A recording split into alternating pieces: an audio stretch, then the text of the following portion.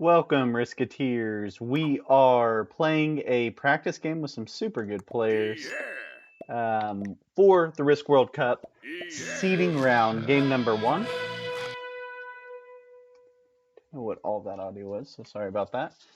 We are playing this round one, or the seeding round actually, game one settings. I'm at Mitch on Risk, streaming live here on Twitch, posting my videos on YouTube. Hoping to help you get better at the game of Risk. Specifically tonight, we're talking all about the Risk World Cup, getting everybody signed up, and talking through settings. So the way the settings work for this tournament, a little bit different in terms of points. So only the winner gets 10 points. There's no other placement points for the Risk World Cup. For bounties, your first bounty you take gets you 5 points. Your second bounty you take gets you 3 points. Any additional bounty is 1 point, and those are the only points you get. You play 3 consecutive games. For the national qualifiers, you'll play 3 consecutive games against your group of 6 people total. And the 3 players with the highest point total after those 3 games move on to the next round. So that's the way this is set up. Turn that down a little bit. I think it's a little bit loud. And so we are playing with some great Risk players. We've got Harlow the Hawk, flying the flag of Puerto Rico, an expert, 459 hours played. We have Dog Sergeant, listed as a beginner from the US, 88 hours played. We have Zeraki, a Grandmaster from Croatia, 1100 hours played. I am at Mitch on Risk, Grandmaster at the game of Risk. I don't know exactly how many hours played. I'll have to look that up. I can't see my stats in game. Finnish Joke, a Master, 201 hours played. And playing as Orange, the all-consuming, a Grandmaster flying the flag of Angola. I think all of these players maybe all of these players are signed up currently for the Risk World Cup. We'll go through and see for sure here in just a second. So that bonus is an option. This is the way this map works here in Mont Saint Michel. I've got the chance of this +4, so I think I go for it. Slide her down to get my 100% roll. I don't usually take this bonus. Oh, I gotta roll 3 on one? That stings. Let's see if they let me hold that. Hopefully they do. Didn't like how many troops I lost there. I think I accidentally left alliances on. They should not be on for these settings, but that's okay. We'll have them on for now. We can all be friends. So if you are interested in signing up for the Risk World Cup, you can go to riskworldcup.com. There is a link to the Discord server, so if you are familiar with Discord and would like to participate and be notified through Discord, you can click that server icon. It'll take you right to the Discord server. I will show you guys in just a second the web page so you can see where to go and where to sign up. Real quick, while we have a second before the next turn starts. So this is the Risk World Cup website, riskworldcup.com. You scroll down, you can see the full schedule. You can see the sign up button, and you can see who's already signed up for your country. You can see all the different players and all the different countries that are currently represented. We've got 30 from the US, 9 from England, 6 from Netherlands, 4 from Canada, New Zealand, 3 from Austria and Germany, and then less than 3 in a few countries, which we will hopefully get filled very soon. Signups are filling up. Please sign up soon so that we can know where you're coming from. That would be awesome. Okay, so Mont Saint Michel went through the bonuses a little bit, but North Passage is a +4, Courtyard's a +4, Mont Saint Michel proper is a +7, North Wall's +5, St. Pierre is a +7. The Abbey and Hill Road are nestled in here at a +3 and +4. The West Wall and Port are the +3 and +6. Residence +3, Markets +7, Stores +6, Old Town +4, and then the bonus that almost never gets held is the East Wall, which is a +9. The settings for Game 1 of the seeding round, Game 1 of 3, is a 70% domination game on Mont Saint Michel. If you are newer to the game online and you haven't played different settings other than World Dom, 70% domination just means you have to get 70% of the map instead of having to get all 100% of the map. We are playing progressive cards, which means the cards go up. They're not based off of which card you have. You just have to have 3 different or 3 of the same. but the card order just is based off of who turns them in order. So the first person to turn them in gets 4, the second person 6, next person 8, and so on. It goes 12, then 15, and then up by 5 after 15. We'll add alliances. They're not really supposed to be on. I just accidentally left them on when I was setting that up. And we get a couple of responses back. Let's take a look at who's got what. So Zeraki's got Old Town. Harlow went for Port. You don't see that taken a lot. White takes 2 bonuses. On turn 2 gets its second bonus. Hill Road and Residence. My second bonus has to come up here, right? So we go 5, 5. Just kind of show everybody what we're wanting.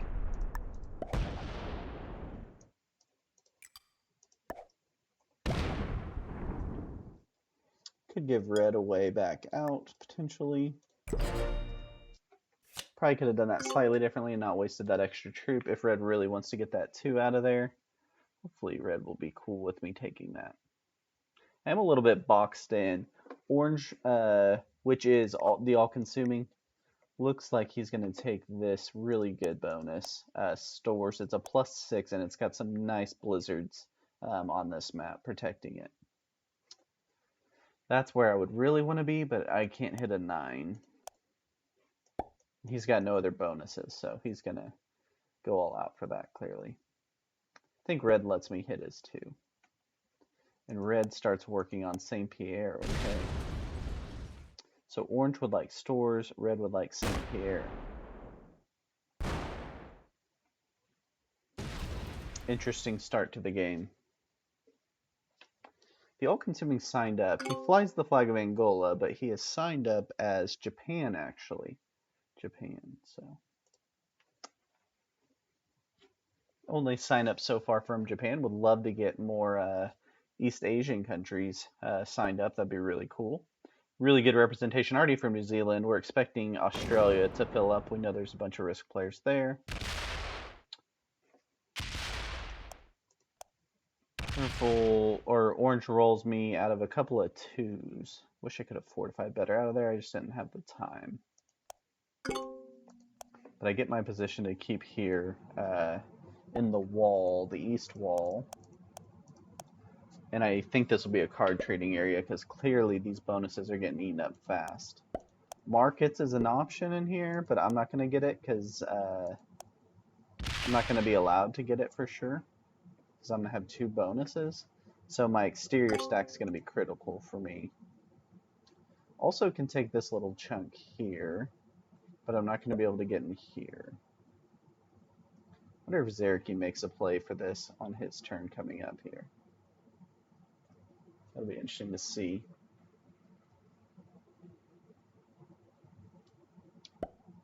Well, he doesn't make a play, it'd be orange. So the all-consuming would be the one to make that play, and he's now out of there. White doesn't have a way in here. So that cleans up that for me. I could take orange out of this position. He's not going to want it anyway. So I need to add 4 here to my 2 so I can roll this 2 with 100% roll. I need to add 3 here to roll this 1 with 100% roll. So that's 7. I need to add whatever else, which I don't think I have anything else, but if I did, I would add it right here. So I've got 1, 2, 3, 4, 5, 6, 7, 8, 9, 10, 11, 12 territories. So if another one doesn't get hit by Zeraki here, I get that extra troop, which is nice. Okay, so I take my... Actually, I can add my 3 here. It's even easier. Add my 3 here to take that, and I protect my external. So then I go here.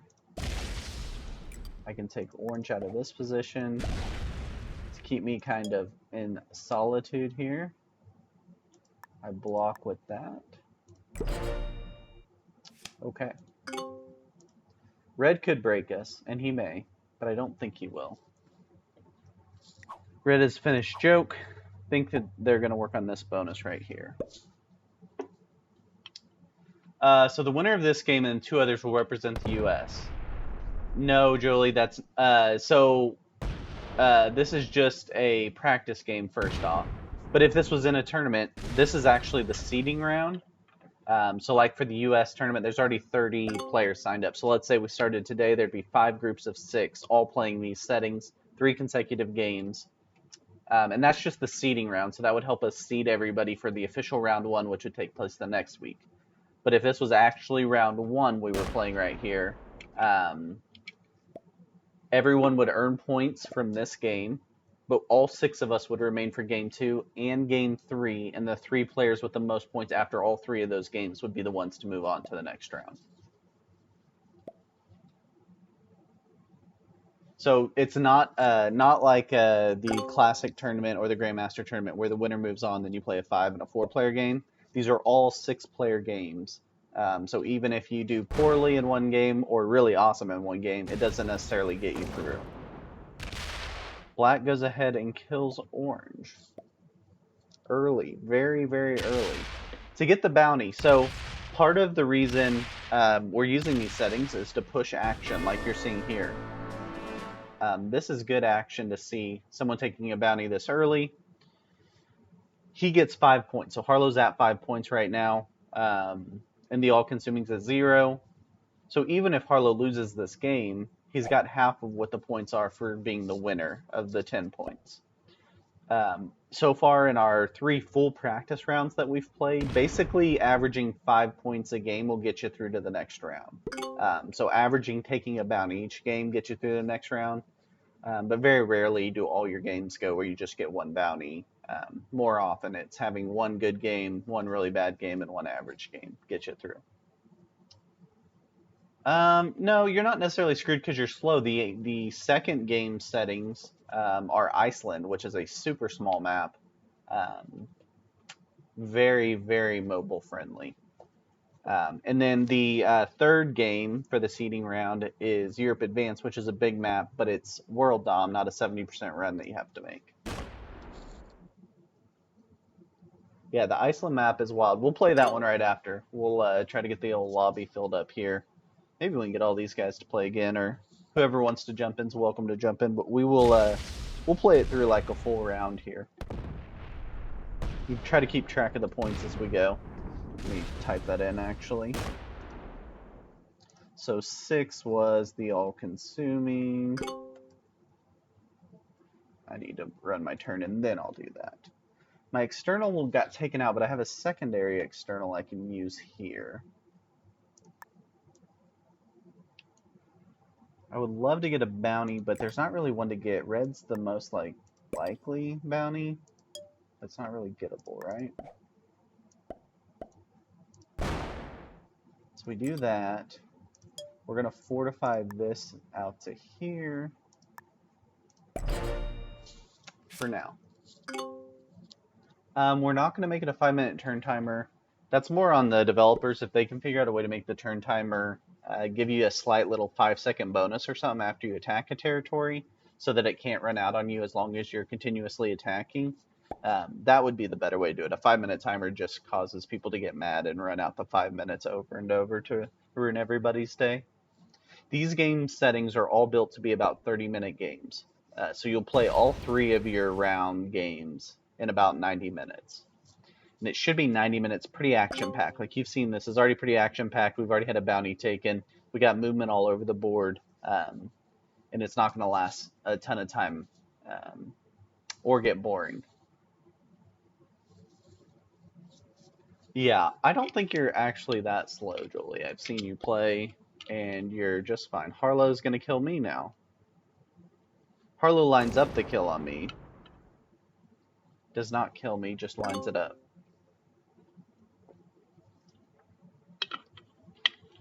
Doesn't have that interior position to hit me.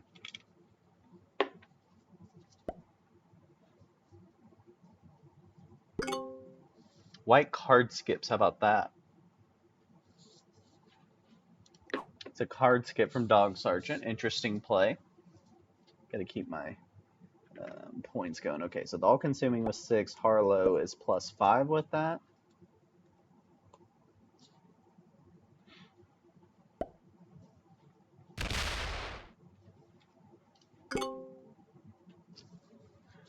Okay, so we don't have cards on 4, which usually means you're dead, but we're pretty early in the card trade. I just need to keep a big enough stack to where someone doesn't want to hit me. So I think I keep it here to make that as annoying as possible if you had to kill me.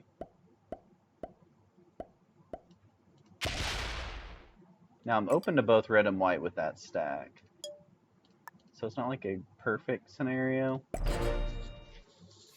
but it kind of makes it to where only red and white can kill me.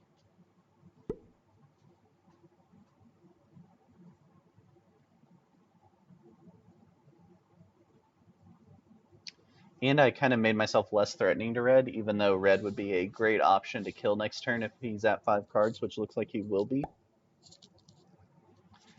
Although I don't think I'll have the troops to do it, because we're still at the 6th trade. Even though there's been a bounty already, we're only at the 6th trade. So you got to keep that in mind. It feels later in the game here than it actually is.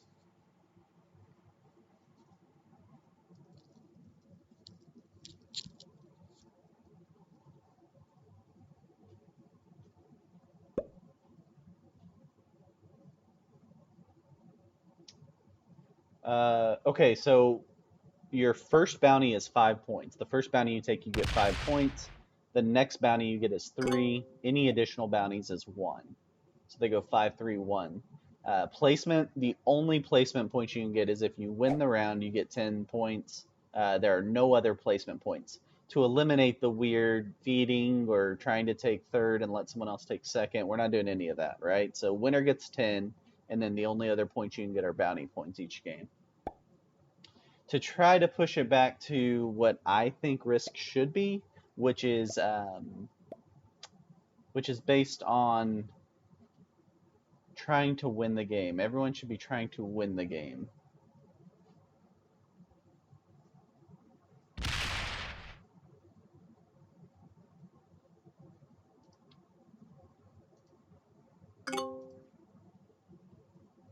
Again, if you would like to sign up for the Risk World Cup, go to riskworldcup.com. I think I'll put it here. Sign up for Risk World Cup. And there is a Discord link, so you can join the Discord server from there.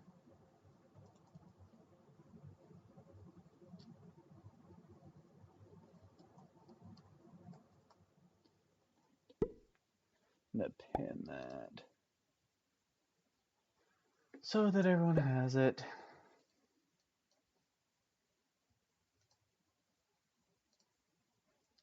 There we go. All right, that way everyone's got the link. We are currently at... Oh, my turn again. I don't want to mess this up. Okay, we got 12. Nobody to kill yet, right? Nobody to kill yet. That's coming soon, though. We're going to get our trade. Just 10. I can't kill his 63. No way to do it. No way to do it.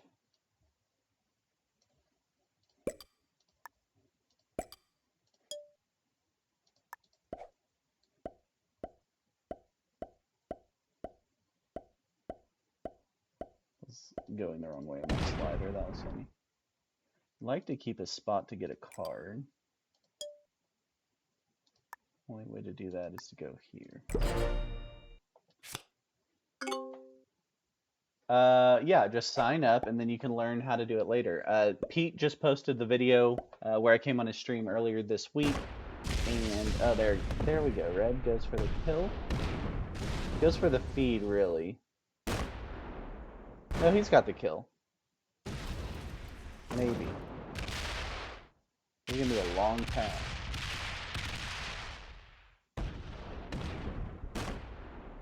Going for the 70? Red's going for the 70 here? We're going to hit my big stack.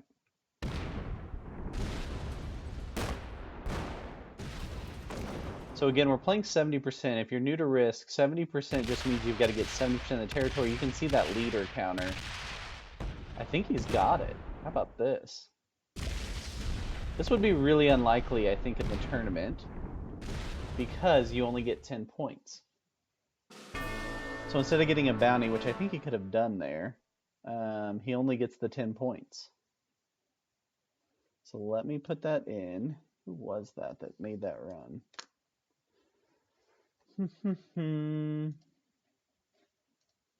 Oh, finished joke. Yeah, finished joke. So finished joke may not be super familiar with the way the points work, but he gets the 10 points. So after game one, it would be Harlow with 10, or finished joke with 10, Harlow with 5. So again, yeah, so really he's in a good spot to get through. So it's probably a smart move. But I think he could have got a bounty and then made that move. I'm going to jump into round 2 settings, which is going to sound like it is a game that's set up to be super long, but it's not. It's Iceland.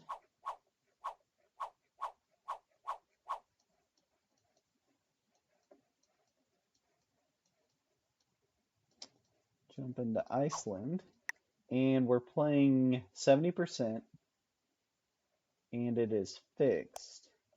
And the Eternal Alliance is off because I accidentally left it on. No blizzards. Let me verify that's right before I shoot it. The settings for this round are posted on the website. You can click settings and see it. Autofix expert 60. Feel free to join APS 7Y. See if we can get this filled up.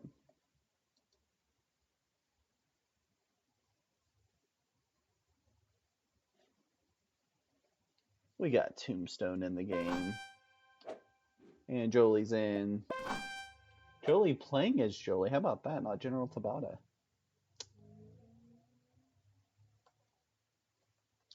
Let's post in the World Cup first.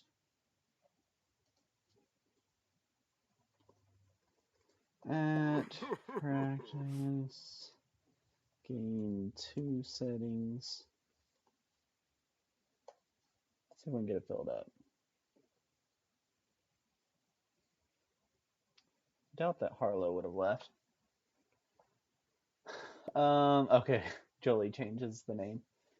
He would have had to kill 60 plus troops to get 15 back. That's true because I kept thinking the cards were higher at that point, but that was just because the really early bounty move by Harlow, which was probably a smart move by Harlow, right? What I like though is you should get, if you're playing a 70% game and you go get the 70%, you should win the game and have value out of it. And he gets big value specifically for this reason. So what I think is missed in other tournaments is your points get compared against the entire field. So the game we played could have been completely different than another game where they all played really slow and ended up with all the bounties being taken late in the game and a lot of points handed out. But our points only matter within our group, right? So the getting 0 there doesn't hurt me as bad as it would in potentially another group where they had a lot of points, right? There's only 110 and 1-5. I'm still in third place, tied for third place at 0 points right now. So that's one thing I really like about keeping the points within the group, is it doesn't necessarily, it keeps it true. You're getting a true comparison among 6 players that are playing against each other 3 times versus comparing against an entire field that could have all sorts of differences going on. We will throw this into a couple servers real quick.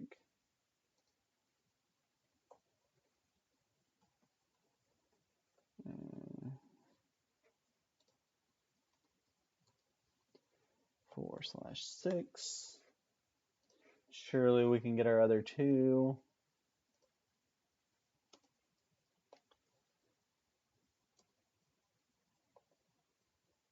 Let me, Zeraki left us. It's really late where Zeraki is, I think, right now. Also potentially the all-consuming, but we'll see if we can get him back for this one. Okay, we'll see if we can get it filled up. But again, so the way the points are at right now, the all-consuming would sit at 10. and Harlow would be sitting at 5. Oh, I forgot Dog Sergeant was in that game too. Good. Harlow got the tag for me. So yeah, keep in mind if you're trying to get 5, the all-consuming's at 10. He's got 2 games now to basically get 5 points total. Basically, just got to take one more bounty and should get through, especially when the points are going to be skewed a little bit now because so few bounties were taken in that first game. Jolie's a top 100 GM right now. Wow. Yeah, Jolie's an underrated, or General Tabata, if you see that name, an underrated player, in my opinion. Super good player. Has beat me pretty much every time we've been in the same lobby, I think. I don't keep specific records.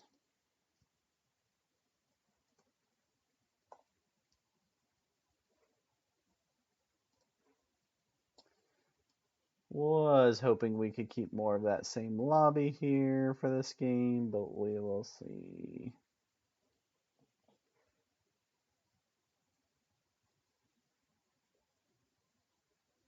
Gonna pause, maybe.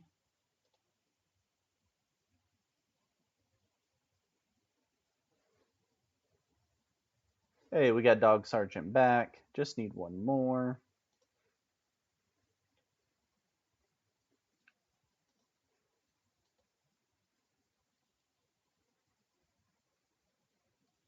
Oh, I didn't post the right code. That's my bad.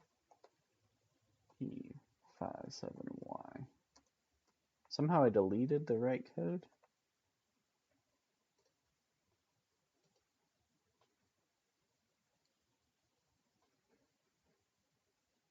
I don't know what just happened. We need one more.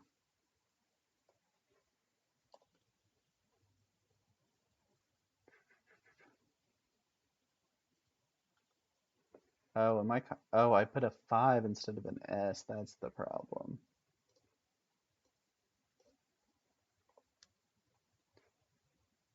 That is the problem.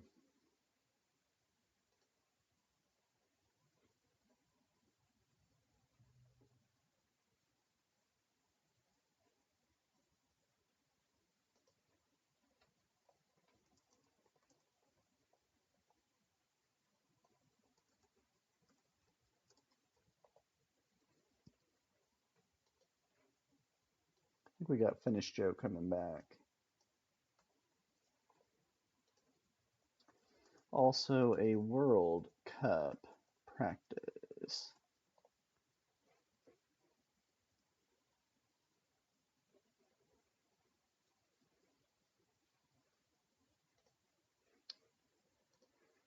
We got Finished Joke back. Here we go. Playing our seeding round game 2 settings for the Risk World Cup. We've got mostly the same players. We have a swap there. Tombstone swapping in for Zeraki, so we'll pretend like they're the same player for points purposes. Doesn't matter a ton because the only 2 players that got points in game 1 were Harlow with 5 and Finished Joke. I kept saying All Consuming, but Finished Joke is the one that won. The All Consuming was killed first. So we had another swap too, right? Yeah, Jolie's in for the All Consuming. So they're both at 0 points, which is good. Okay, so we're playing Iceland. This is the game 2 settings at 70% fixed. 60 seconds with no modifiers, no blizzards or portals or anything like that. The key here I've found is to get this 1 early and get kind of lucky with it. Obviously, you want to play like you're playing any other game where you're trying to get into 2 different spots in the board. So I'd rather have that corner spot probably, especially since these 1s are going to get cleaned up and give me a spot for cards over and over. So that's why I'm going to work from there.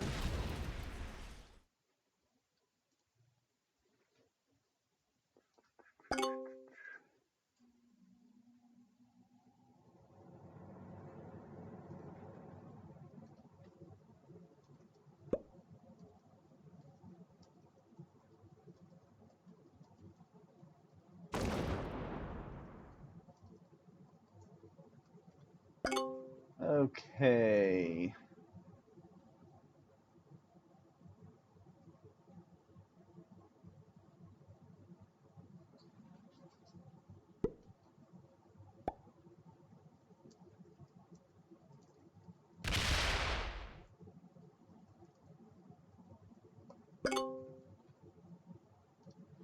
So, the key so far that I've found in these settings is to stay with a couple of stacks in a couple of different spots. Find you the ones that you can get cards early without having to hit a big stack. And if you have to hit like a 6 or a 7 stack, just skip the card for a turn. It won't hurt you that badly. In my experience, that's the better way to go. Only played it a few times. People got very nervous when I told them we were playing this map, and I told them it could be played in 30 minutes. Every test game I've played has been less than 30 minutes, as long as you have it paired with the knowledge of how the tournament points work. I got cut out of a 1 there. Did not expect to see that happen. I got card blocked. White decided to block me in.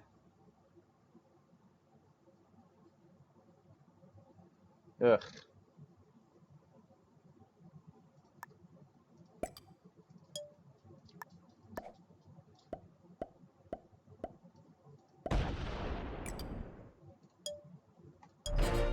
So I think the idea was to get the card there because red can't retaliate on me right now, except he could hit my 6, I guess. White is going for the aggressive card blocking people. Like Dog Sergeant just card blocked red again.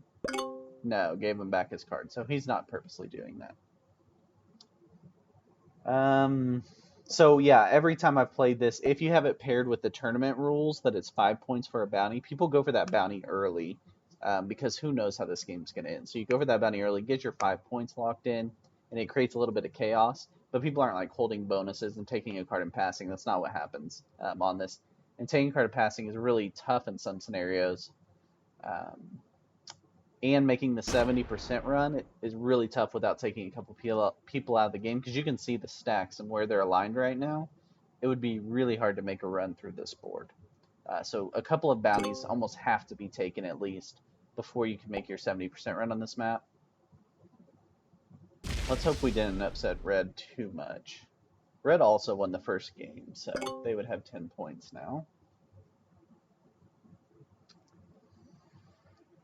Hopefully I don't get card blocked again. I don't think Magenta will. He'll hit one of my 1s, surely. That's perfect. I can hit his 1. We can all be buddies. So yeah, you don't want to get card blocked, obviously, would be the general goal here. And not have to roll a 5 stack like I had to would also be a general rule. I was talking about earlier signups. We're currently at 83 signups, which is really cool. 37 in Europe and 36 in North America. So actually more European signups currently than North America. How about that? Okay, so we just take our card and pass, which I just told you we're not doing in this tournament, but obviously for the first couple of rounds that's going to happen to some degree. Oh, yeah, Magenta's got the other way he can go. I know it's take a card and pass, but that's only for like the first 3 rounds. This game will start getting exciting, I promise. And we'll play it in 30 minutes.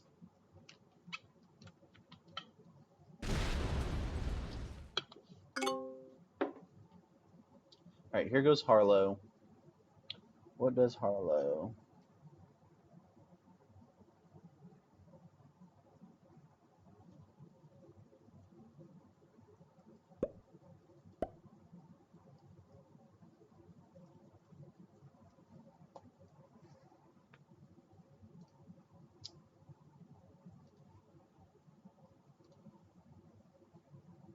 Harlow's got 3 stacks, Blue's got 3 stacks, White's got 3 stacks. Red and I are down to 2 stacks.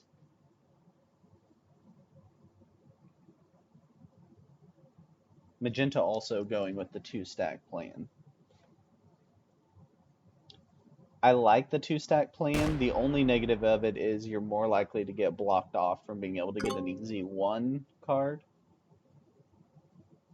The positive of it is you got the better chance of going and getting a bounty.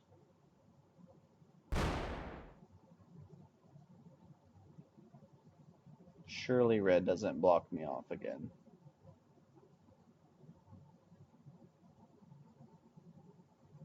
Okay. Red goes for the card block again. I don't think that's the right way to move because you're just potentially going to get your stack rolled on this, right?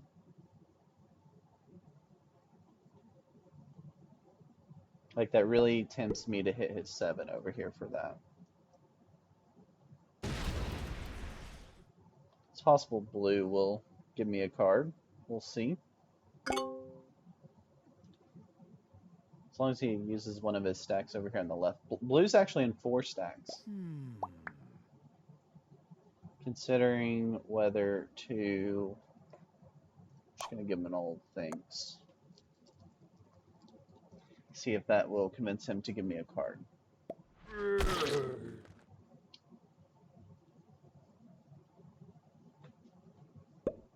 Yeah, I think I convinced him to, nope.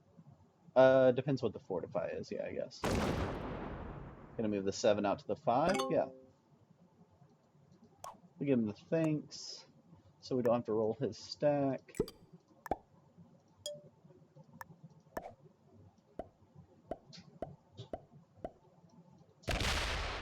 And we could give that back to him, although I'd like to keep my options open to go get a 1 next turn. He's got 1s behind me, so we're good.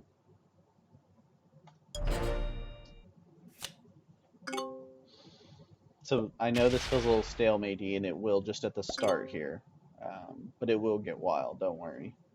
Everyone's going, keep in mind, if you can get that 5 right now, we're at 10 and 5. 5 gets you into second place, the tie for second place right now. Gives you a really good shot to get through with just a 1 bounty game in your final game. So getting a bounty is huge right now.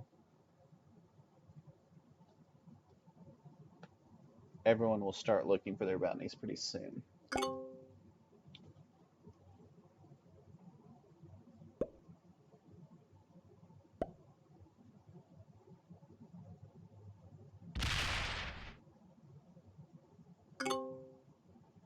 Red goes to block me again. I don't think that's a smart move by Red. You do that too many turns in a row, you're going to start upsetting people. Make them want to hit your 8 stack.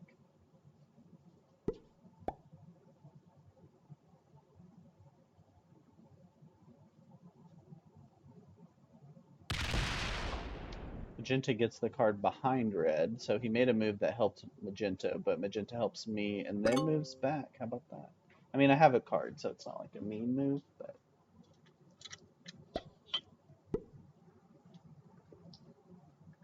Blue's now down to 3 stacks.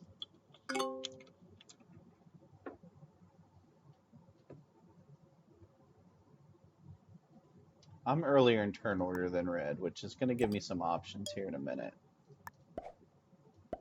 To potentially go get a bounty and get my 5 points.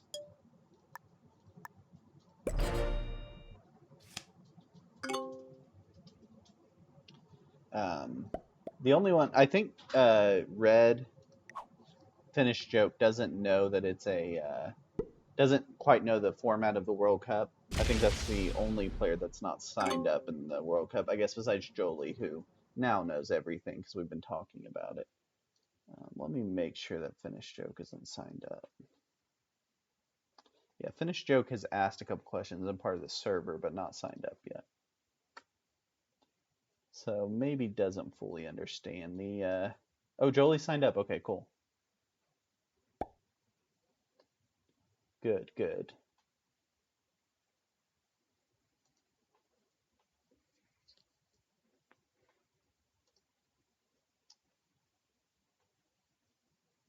Harlow looks like he's trying to line up a kill.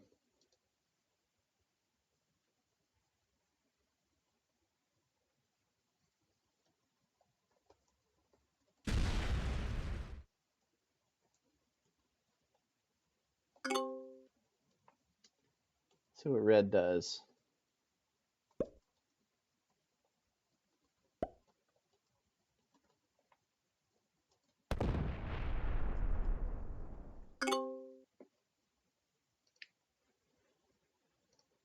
Okay, Red gives me a card at least. Didn't really have an option to fully block me on that turn.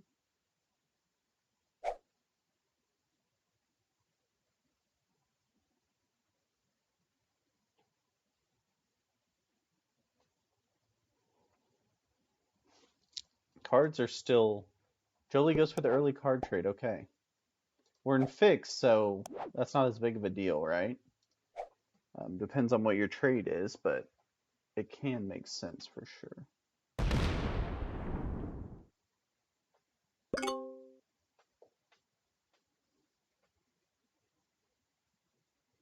Blue gets 8.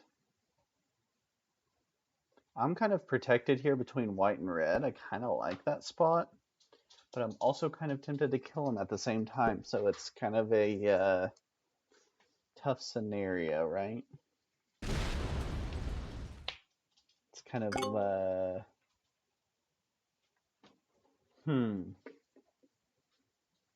So I get my trade. I get an 8 trade because I have one of the territories. To kill red, I hit here and here. I can't get to this one. To kill white, I hit here and here and go up through this. Get the 5 cards. I don't think it's enough to keep me alive. Right?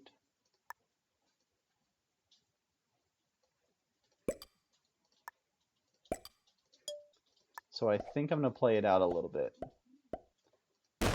I think I could get the kill. It would be close. I get the 5 cards in the trade, but I would only get likely 8 from that. I'd lose something like 20. Hopefully white doesn't turn around and just kill me right after that. Let's see.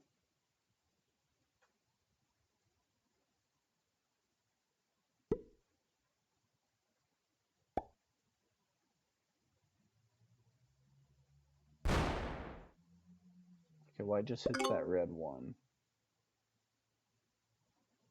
See who makes the first big move here. It's coming up shortly. Harlow's got a lot of troops, and he probably is thinking I just need a bounty in this game, and I'm probably safely through to the next round. He's gonna... No, he doesn't. He's not lined up for white. He's just gonna keep his advantage for now. See what red gets on its trade.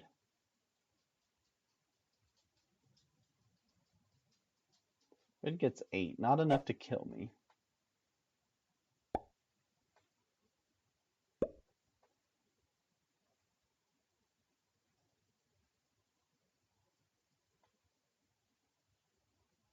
We're kind of watching, waiting for a mistake to happen.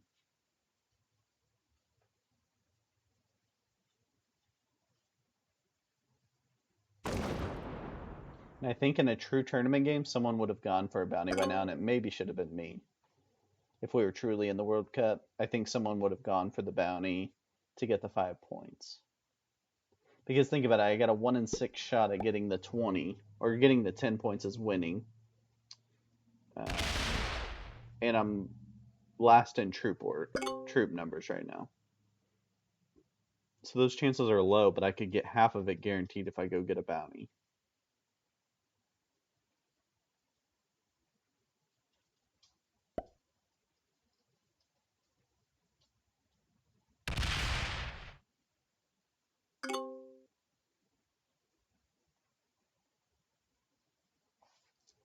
Got the early trade. It's an 8 trade.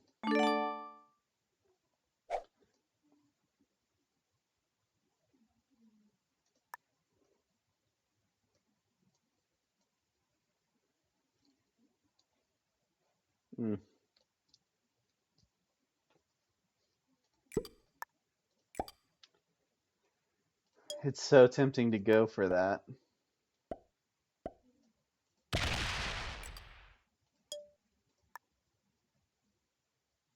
I kind of like that spot, actually. Gives me a chance to go red or white. But also gives the chance for either of them to kill me.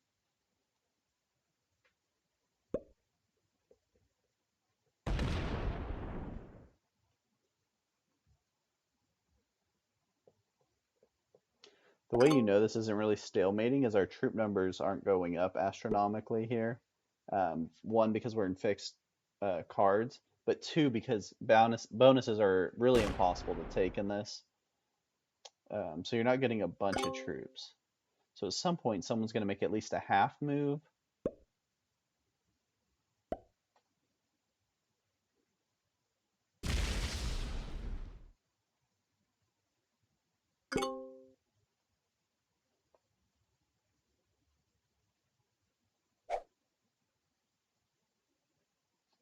Jolie could get the kill on red.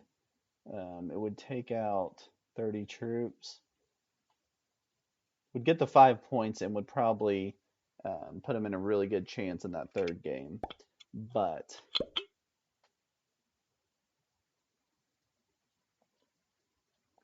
currently in the troop lead, so be sacrificing a potential chance at 10 or more points.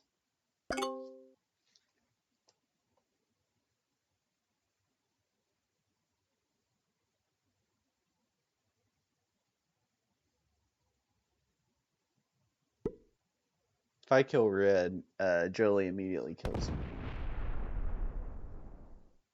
Actually, white probably immediately kills me. If I kill white,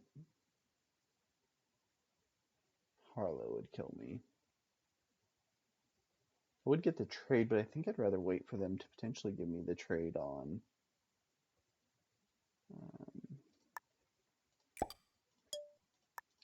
a 5 with me having 2 cards.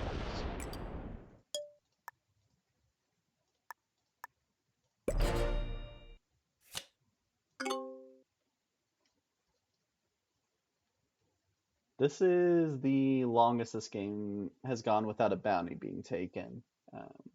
We're still at about 15 minutes into this game. But it has some pacings that are slower than the other practice games we've played on these settings, possibly because Finish Joke is unfamiliar exactly with how the tournament settings work, how the points work for the system, and potentially because Dog Sergeant is still learning how that works too. I think Tombstone's pretty well versed. I think Harlow's pretty well versed, and I think Jolie's first because I've been yelling at him to tell him how it works. So, okay. Harlow taking some extra territories here to take out blue. Okay, so Harlow goes for the bounty. Harlow's at 10 points now. That's probably the right move, right? He just should have gone for 1 bounty in this game, the first bounty chance he had. Harlow plus 5. Okay.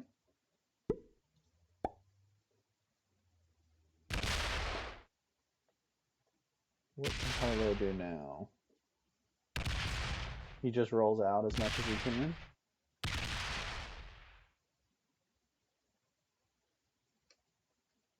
Feeds himself to red. Red comes through here. It's got some rolling to do to get him, but... Oh, he went for the 70. Gotcha.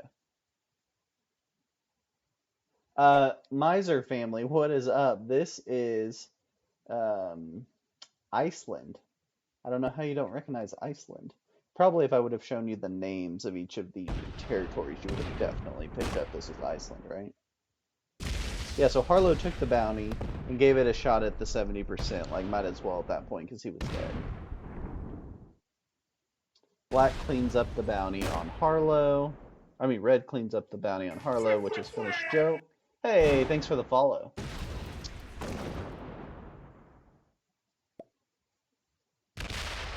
So that is Harlow is 5.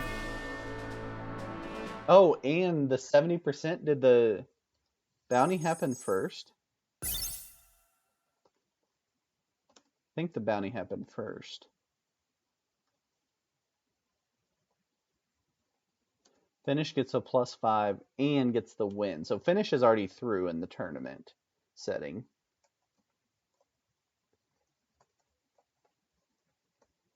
Finish would currently be at 1525 points.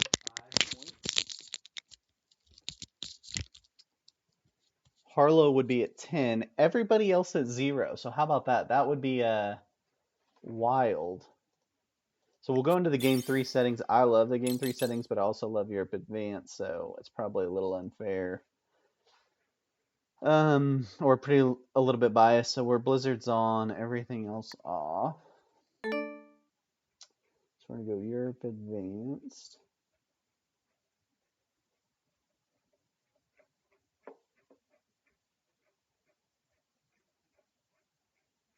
Went the wrong way.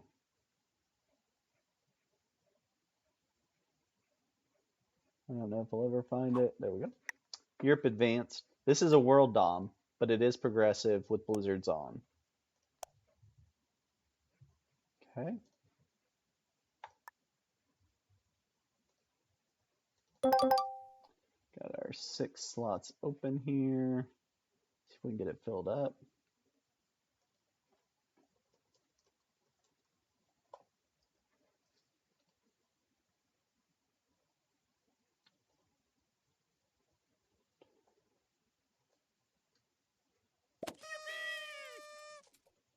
We got 4, and we got a new player in, which is fine. We're just getting some practice in, so we're not getting the exact feel, and that's why we've done. If you check out on my YouTube channel, you can check out the full live run through. We went through with 6 of the same players in each game that all knew exactly how the points work, and you'll see a little better how that affects the game. So we're not playing a true seeding round, so you're not getting the true feel, but we are playing the settings from each of them, so you are getting that feel. I didn't type the seeding game 3, 6. See if we can get everybody back in.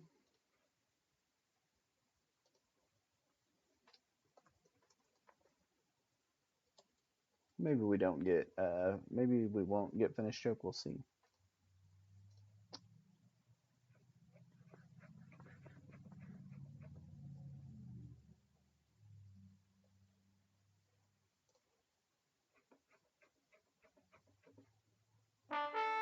We got it filled up.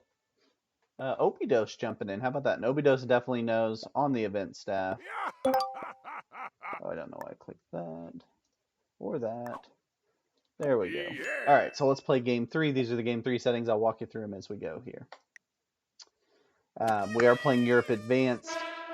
In this scenario that we're making up, Finished Jokes got 25 points, already through to the next round, guaranteed, I think. Harlow has 10 in great spot to get through to the next round. Nobody else has any points. So we're going to play it like that. We're going to call red Finished Joke for this purpose, which is Whitley Kapur, listed as a novice. So we're pretending that's Finished Joke. And Harlow's not in on this one. So we'll pretend Black's Harlow because Black was Harlow last game. Merton Loy, also listed as novice. So this is 25-10, which means the other 4, Obidos, me, Tombstone, and Jolie, are fighting for one spot basically, or if we outscore Black, we have a chance to take that spot also. So the way you have 0 point. Oh yeah, red is a real novice. This is interesting. The way you have 0 points at this point is the 70% run. So the first 2 games in the settings are 70% runs.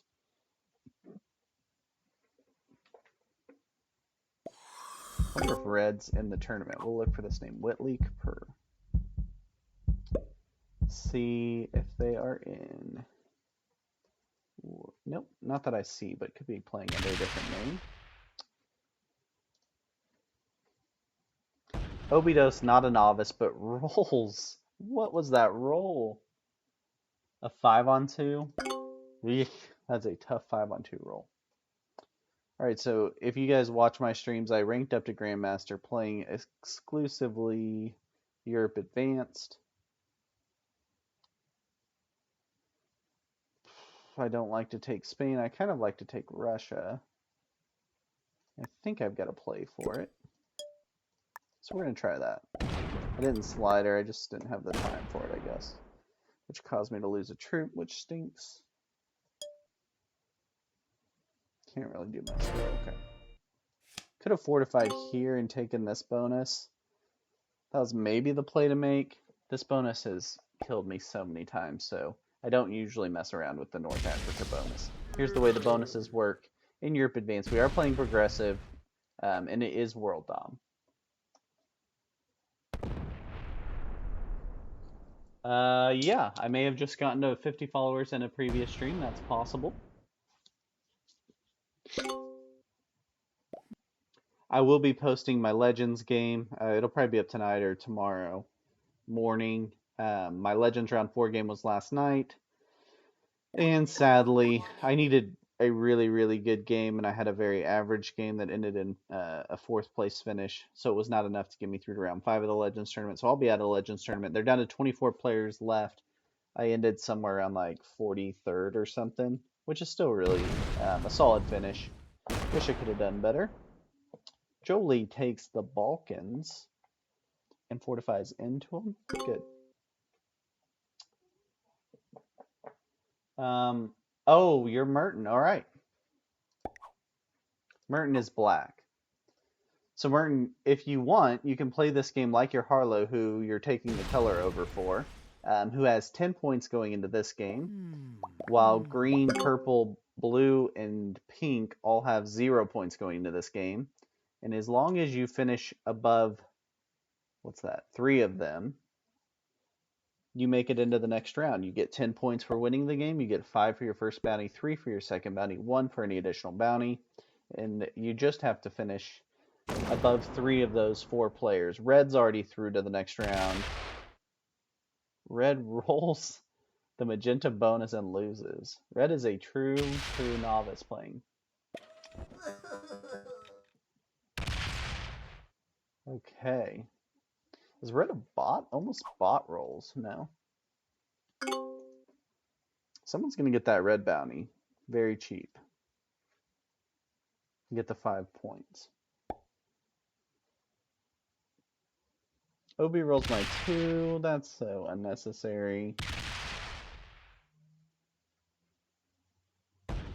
Obi and Tombstone look like they're going to fight over the Spain-North Africa situation, which is why I think Spain is a bad bonus on this map to go for usually, in my experience again, but... Okay, so I got an option to roll 5 on 2 and try to hold that bonus for a turn. It's not the best risk move, but we're going to try it.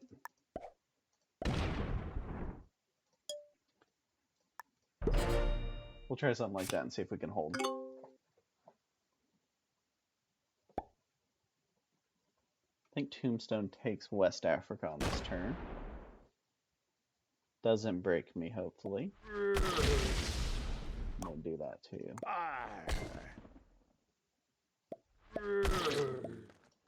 Yeah, don't break me, please.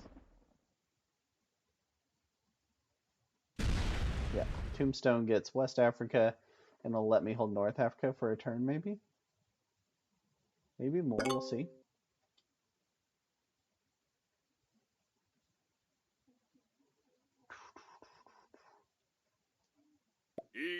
Yeah, but Jolie is usually playing caps games, right?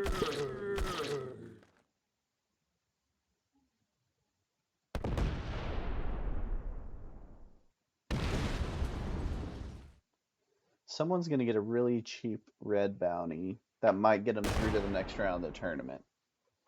The question is who, and do kill guards start evolving? Jolie wants all of Italy.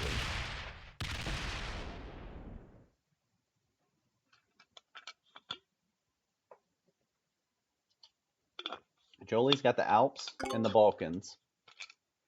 Almost has Italy, but doesn't roll it probably to not look too threatening. Maybe the logic there.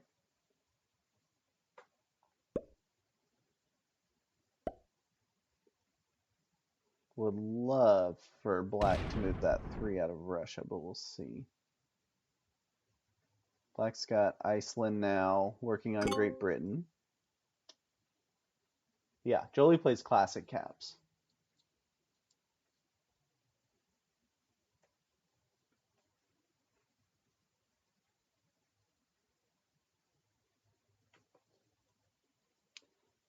Which is, you know, some of the most boring settings you could play, I would say. Classic caps. Just saying that as a joke. Kind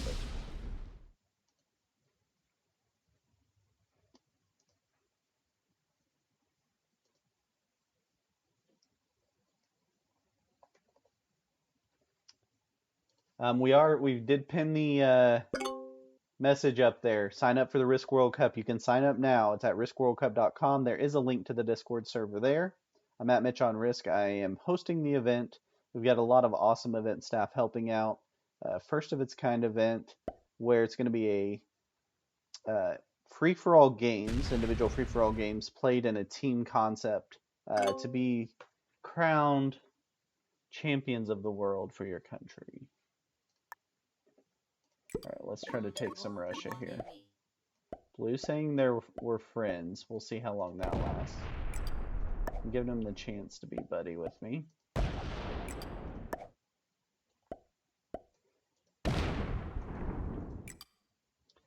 I'm not really interested in rolling the 6-on-3 yet.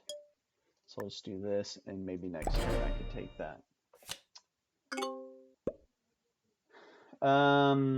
So to tell if a map has caps before you join, so the lobby will tell you up at the top. It'll say if it's World Dom 70%, speed something. I can't remember speed something. Speed Blitz, I think is the term for the 5-round game now. Or it'll say Capital Conquest. Capital Conquest is the gray one, which is really obvious to tell you it's capitals because gray is the most boring color you could pick, and it's the most boring game setting you could pick, right?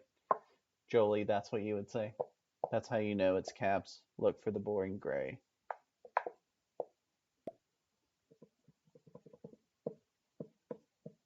Jolie's got 2 bonuses and everyone seems fine with it. Trying to figure out probably how to kill red. Red's going to be 4 cards next turn. Wonder, oh, going 2s like we're playing true random here. Let me make sure we're not in true random. Nope, we're in balanced blitz. Okay. Goes with the 2s everywhere. Interesting move. There.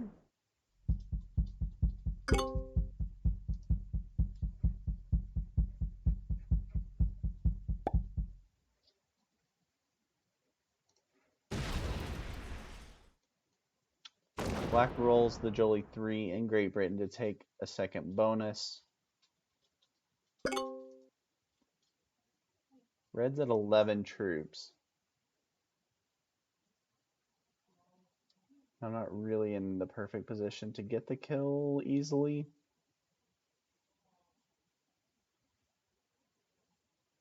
And trades in cards. So less valuable, even though you do get the 5 bounty points, which might be enough to get you through in this group. But I think you probably need 10, because I think it's a pretty high likelihood the winner comes out of the 4 that need to get through. So that's 10 points.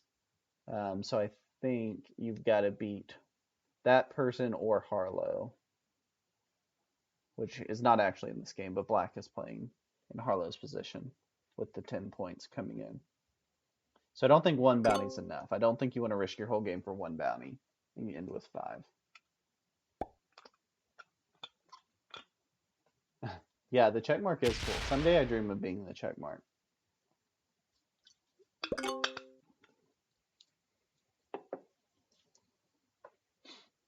Okay, let's see if we can get Russia. What do you think?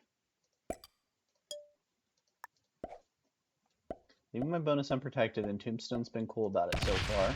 We'll see if that continues.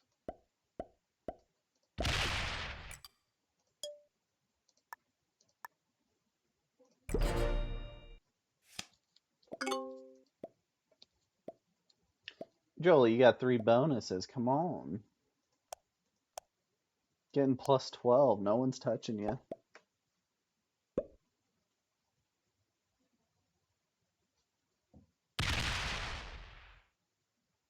Tombstone going for it here. Taking black out of the Ottoman and green out of the Ottoman. Oh, going for the kill on green. Going for the kill on Obidos. That's a good move. So that's a Obidos 6. Tombstone plus 5. Tombstone currently in position to move on.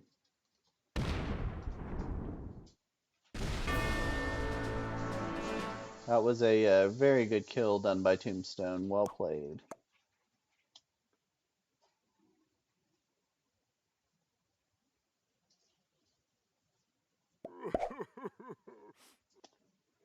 Oh, okay, so you're trying to find Cap Conquest, and you put your filters on for it, and there was no game.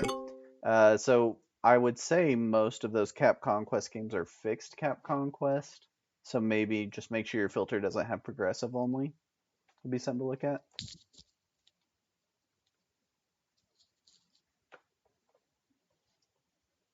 Julie's got a ton of troops. Probably goes for the kill on either black or or red or both. But he's got all of his troops split into twos. Goes for the kill on black. Jolie and Obidos now at a tie.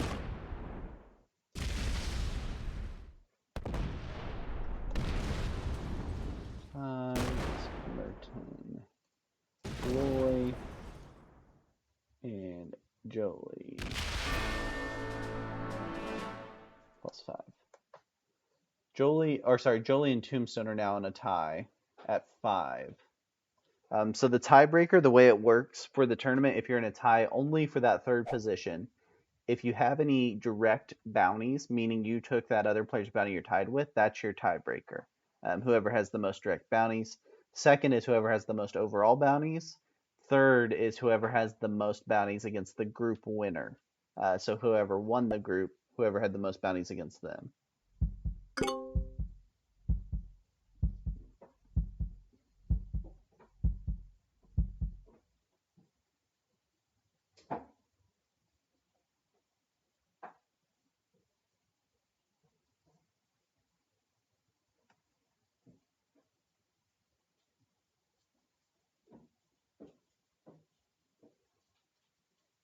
Oh yeah, the Caps classic maps are in fog. That's pretty common, I think. Oh, does red roll that 4? That would be perfect.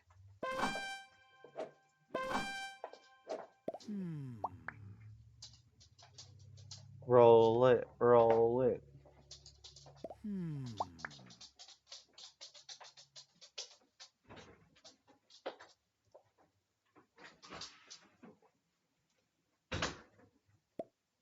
Doesn't roll it, doesn't take the card. Card skips. Ugh. Of course I get the card skipper.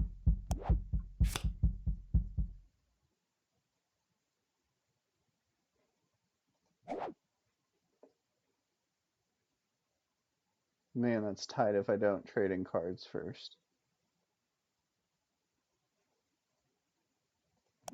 And it doesn't matter because I'm not trading cards, so I go for it, right? Put them here. We go get red. We at least get our 5 points for now. We obviously aren't going to let this happen. I mean, for obvious reasons. I mean, nothing personal or anything, just not going to let that happen. Could break a little more, but we will not for now.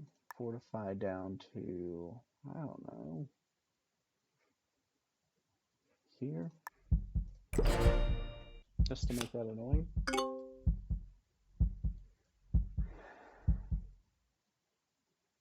Okay, so that puts, that was red, so that would be like finish joke, finishing 4th. Remember who that was. Whitley Capur. Whitley Capur. Okay, so the 3 players remaining are all at 5 points, right? Harlow's at 10. But 2 of us could potentially get through, right? So one of us is going to win and get through, guaranteed, because we're all at 5 points. Whoever wins gets through, and then whoever gets a bounty. Who took Harlow's bounty? Jolie did, right? So Jolie wins the tie. So Jolie just needs second. With another bounty. Second with another bounty would be the only way through. Jolie's got 5 cards.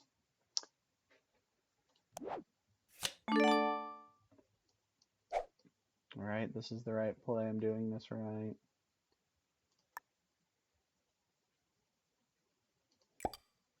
No way I get that bounty though, right?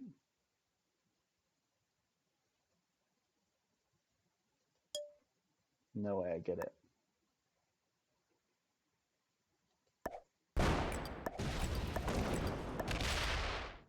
Didn't break enough the first time through it.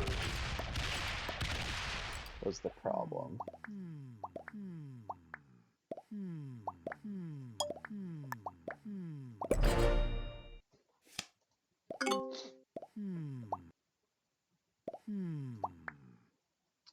Yeah, so the logic there, Jolie, was I didn't break Iceland. Should have taken out Iceland for sure. That was dumb.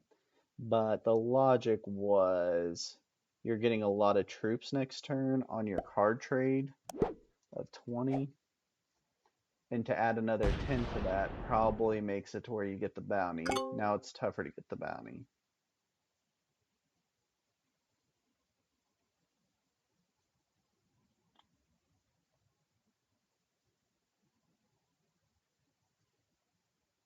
Blue can be broke. You've got plenty of troops to go roll it. You could add a 50 rolling blue instead of me.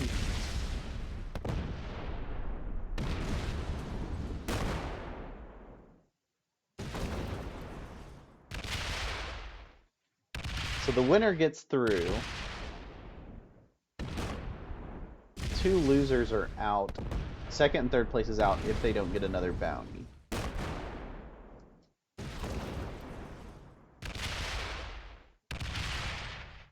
So feeding the bounty is not smart here. Like Jolie's feeding the bounty to blue. And if blue wins the game, Jolie's out of the tournament. Right? So we don't want to feed here. Which again is one of the goals of the tournament, is to de-incentivize feeds.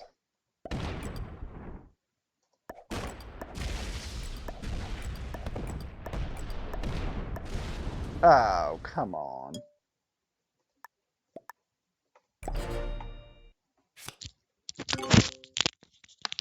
But because there's no VC in this, you can't say, because there's no VC in this, you can't say, hey, let's work out a deal for that second place. Let me take the bounty in second. You can have first, which I like, because I think that is a dumb part of Risk.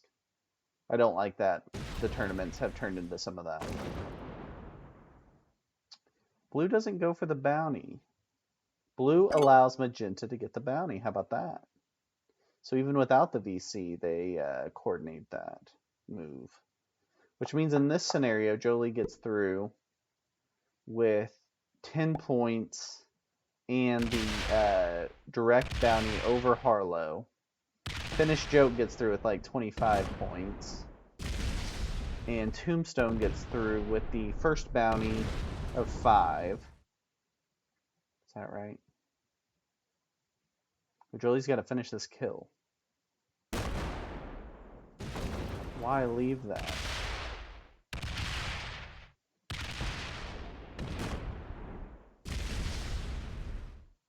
Don't like people getting points for eliminating people. Yeah, that's fair. It pushes the activity so you don't end in the games where the best thing you can do is sit there and do nothing.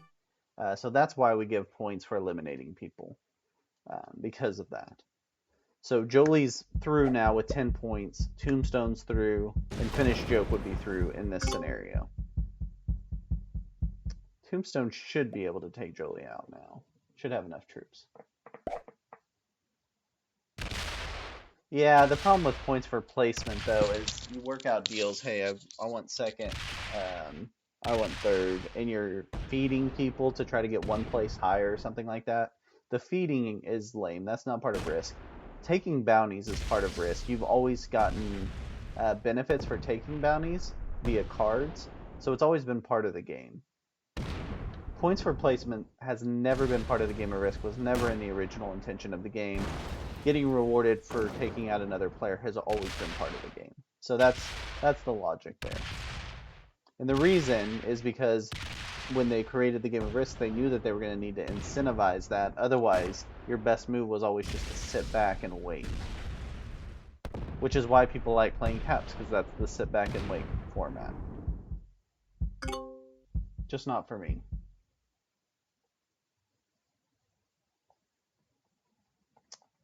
Again, please sign up for the Risk World Cup. Signups are open online, riskworldcup.com. We would love to have as many people as possible. We might restart the Game 1 settings here right after this and try to go through one more time. We've gone through it in 117 minutes. So the whole goal is under 120. Sorry. The whole goal is under 90 minutes. It's been an hour and 17 minutes. So we're well under our goal. This game will finish up in the next round or so, as long as blue gets cards sometime soon. Okay, so Beetlejuice says we play Caps, so morons snowballing can't always win. So I like that point. Okay, so I do think the hard part of playing classic progressive in a ranked lobby is snowballing is such the key, and it just depends when you get the cards at the right time, where you can take the bounty at the right time. So it's too luck based. So I agree with that for sure. Snowballing is much harder on a map like this, right? So you saw it happen. There were bounties taken and no snowballing could happen in this. So the smaller map, like the classic map, you can snowball much easier. I don't like playing progressive on the classic map because of that snowballing effect. I agree. Here's an idea for a tourney. Turn on neutral bots, set a timer, and person with the lowest trip has the white flag and a set time limit. Yeah, that's an option. Sure, that's an option. But I do agree, Beetlejuice, I definitely appreciate the thought on the snowballing, and I think that snowballing is specifically referencing that classic map. Let me know if it's not. But in my experience, if you play the bigger map like this, that snowballing effect doesn't have the same lucky feel to it, like you just got cards at the right time. Anybody that wants to play, we're going to jump back into a seeding round 1 or game 1 settings, which is Mont Saint Michel is 70% game progressive, super fun, like maybe the most fun settings I've seen in Risk. Those Mont Saint Michel 70% settings. They're pulled from the last free-for-all World Championship for the most part. I think they're the same. There may be some slight differences. So you guys are welcome to join. We will jump into that right after Jolie stops messing around with Tombstone here. Tombstone surely got this on lock. They're both through in the tournament. So the only thing that would technically matter is placement. That 1, 2, and 3 that get through in the tournament when you're going to the knockout rounds, they will have their seeding help them for the next round. So when we do the seeding for the next round, we'll try to put 2 number 1s, 2 number 2s, and 2 number 3s together so that not all 6 players in the group in the next round won their previous group. That's not what we want. We want to keep a balanced tournament bracket as we go through. So the seeding will matter a little bit. To help you in terms of how it works going through. Tombstone doesn't quite get there. Okay, so Beetlejuice says, I love this conversation, by the way, because I think about this all the time. Beginning place is luck-based, so spawn. Where you spawn out on the map is luck. In Caps, progressive fog lets skilled players to outthink a bad luck early game. Okay, so fog in general, I think, changes some of the snowballing opportunity, so I think that's accurate. The reason we're not playing fog for this tournament is not so much because I don't like fog or think it's not skill-based. The reason we're not playing fog specifically for this tournament is because we're trying to make it streamer-friendly, and it's really hard to stream a game that your viewers can't see the whole map. So we're trying to make it streamer-friendly so you can kind of play along with the player while you watch. When you get to fog, especially in a Caps fog, sometimes you have a very tiny piece of the board that you can actually see. So it's not great. Mallory, thanks for the raid. We got a full-on raid going on. We just finished up going through all 3 games of the Risk World Cup. And we're getting ready to start another one. So any viewers that want to jump in, that was Tombstone knocking out Jolie, but they both made it through in our fictitious first round. But I'm going to set up the Mont Saint Michel settings that I'm about to set up are super fun. Highly recommend anyone to jump in on this. You guys will love these settings. We're playing Risk World Cup practice games. So we're going Mont Saint Michel. One of the coolest maps in Risk, in my opinion, especially 70%. Blizzard's on. This is an auto progressive. We'll go with Balance Blitz dice. You're coming from Mallory's stream, so you might be used to True Random, but we play Balance Blitz here. 70% domination. Anybody that wants to play is welcome to play. I am going to explain how points work for the World Cup as part of this. So the only placement points you get in the World Cup is if you win the game. So you've got to actually win the game to get your 10 points. If you win, you get 10 points. No other places get points. The only other way to get points is bounties.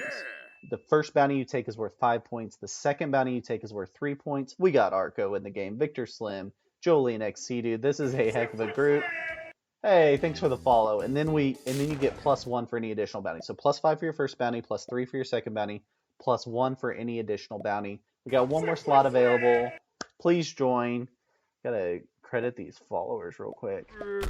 Thank you for the follow, Marin. Marin, after I fed you last night and you hated my guts, you followed me today. How about that? Arco, thanks for the follow. We've got filled up here. General Snuggles in for Leona. That's great. Okay, let's do it.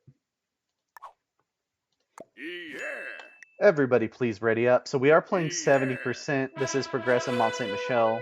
In my opinion, some of the top settings you can play in the game.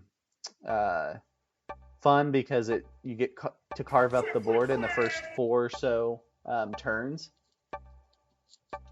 And then it breaks loose, right? Because everyone starts breaking each other, going for the 70 run, going for bounties. It gets really fun. The key is when you're playing these settings is to make the smart move early and get the right bonus. So you want to find your options. Here's the bonuses on this map.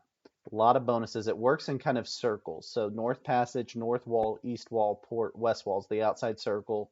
4, 5, 9, 6, 3. No one ever takes the East Wall in my experience. Arco might go for it because that's kind of an Arco move. Courtyard's the 4. Proper Mont Saint Michel is a +7. St. Pierre's a +7. Store's 6. Old Town's a 4. And then in the center of the map, you've got kind of this set here. Sorry, Residence is really in that other circle. It's a +3. In the middle, you have these 3, which is Markets, Hill Road, and Abbey. A +7, a +4, and a +3. Almost all of these bonuses will be filled up here in about 3 rounds. Interestingly, North Wall is a split bonus, split into 3 pieces. So that will be interesting to see who goes for that.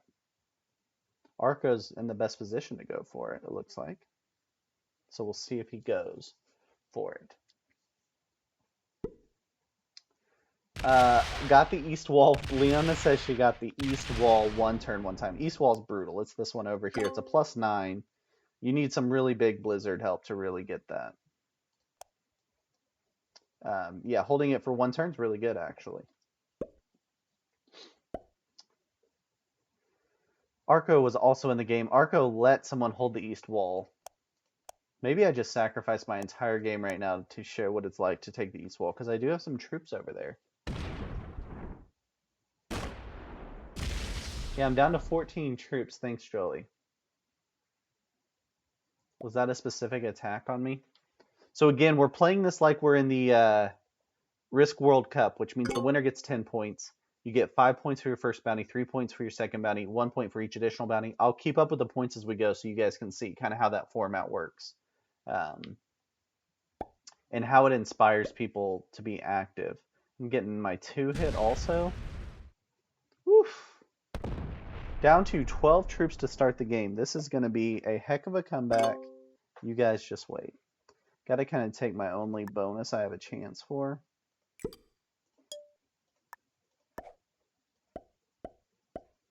Arco was also in my game last night. Arco finished 2nd in it and made it through in Legends. So congrats to Arco. Really excited to see him in Legends round 5 coming up. I think I can keep that 2 there. It's down to 16 troops, so we Someone else brokered. They did not do well that game. Yeah, because immediately all of those troops came after them is likely what happened, I'm guessing. I mean, you break a +9 after letting them hold it for a turn, you're in big trouble, right? That's a lot of troops coming right back at you.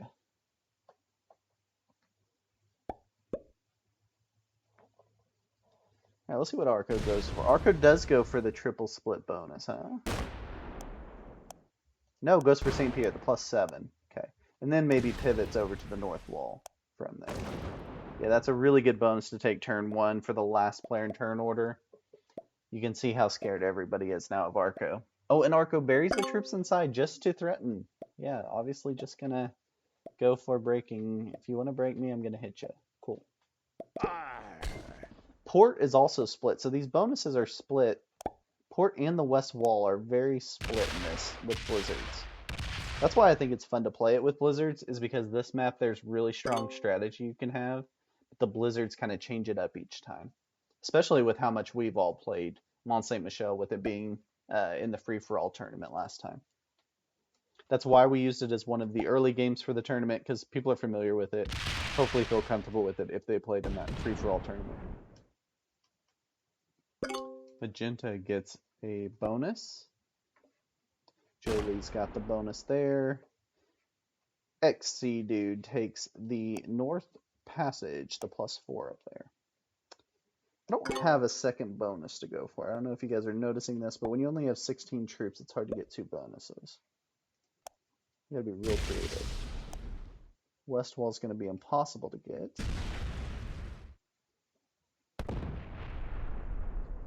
I don't even know. I don't even have an idea of where I go from here. I mean, East Wall's always an option. I could hit pop, pop, pop and show people I'm going for it. Think everyone would just respect that. The other line to make is markets. It's a +7 and no one's claiming it yet, so let's see how seriously everybody takes me here.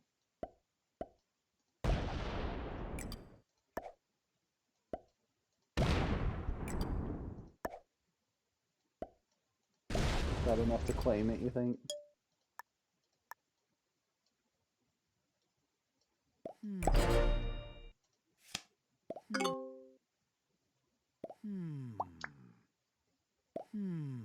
Jolie doesn't like that I made that claim.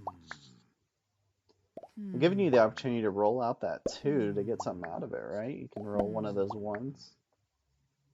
Arco's going to take the split bonus now of the north wall. I mean, my only other play was really to make a run at the east wall, and that just wasn't realistic. Jolie, we totally get it. You're wondering what I'm doing. Thank you. Here goes Victor Slim. Jolie, I have to mute you. Thank you so much. Victor Slim also having trouble figuring out wait, Arco. Oh my gosh. Okay, Victor Slim trying to figure out a second bonus, also having the trouble of not getting the connection down here for the west wall.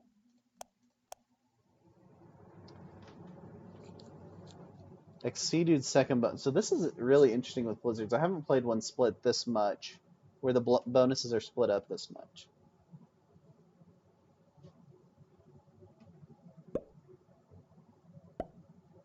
Jolie would also like the +7 to go with the +4 to get +11 each turn. Surely Leona will not allow that to happen. Or Arco, I guess. Surely one of them puts a stop on that, right?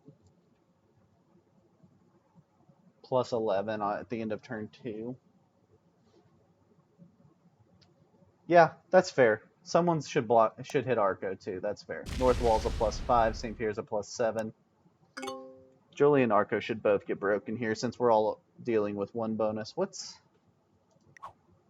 Oh, Leona's red. Sorry. I was thinking Leona was black. Victor Slim's black. Leona's got a +7 and 2 bonuses, so much more reasonable. Oh, we got another raid. Thank you, Willie Doo, for the raid. Yeah, Arco's got a plus 12. I agree. Let's break him, right? I can't because I'm not in position to. Obviously, I would jump on that, but you guys have great opportunities too.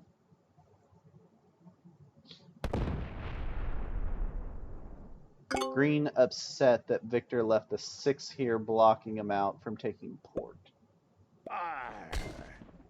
Thanks, Willie Doo. Appreciate the stream.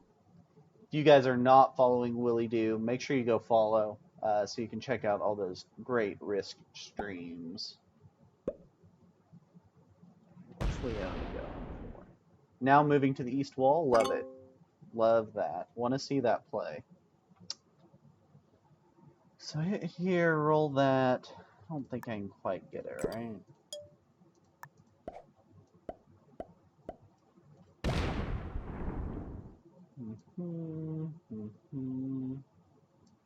Not the better rolls. Get 2 of these.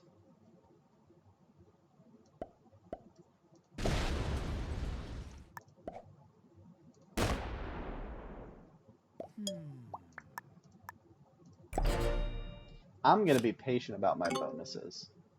Not be the bullies that Arco and Jolie are being now.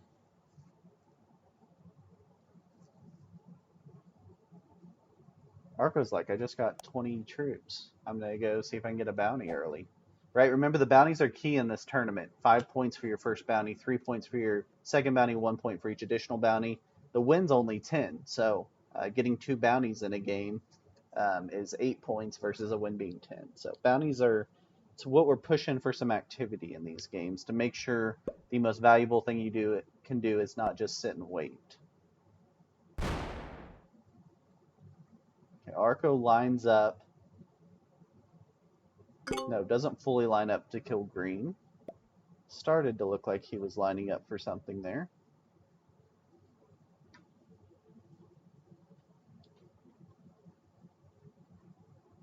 No, I'm not saying to break anyone. I'm just saying that a plus 12 and a plus 11 are going to be really tough for the rest of us. Seeing how I'm at 23 total troops now to compete with you guys with.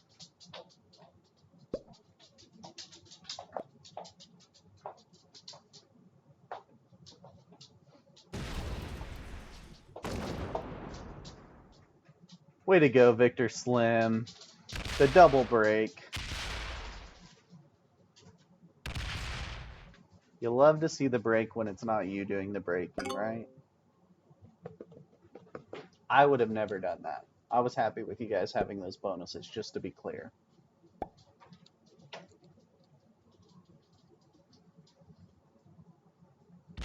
Jolie goes for the break on green. Okay.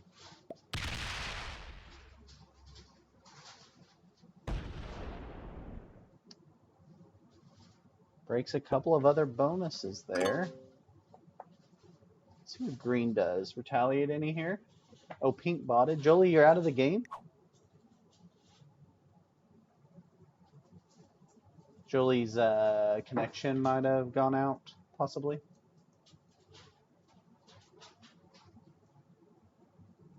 Interesting. Having a bot in here mid-game is going to be very interesting.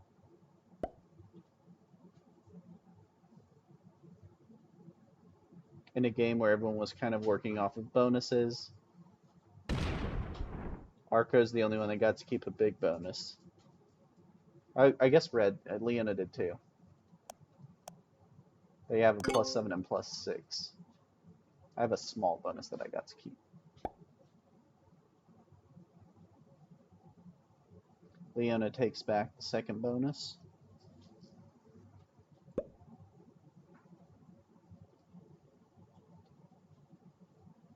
Oh, gotcha. Jolie bought it out because black broke.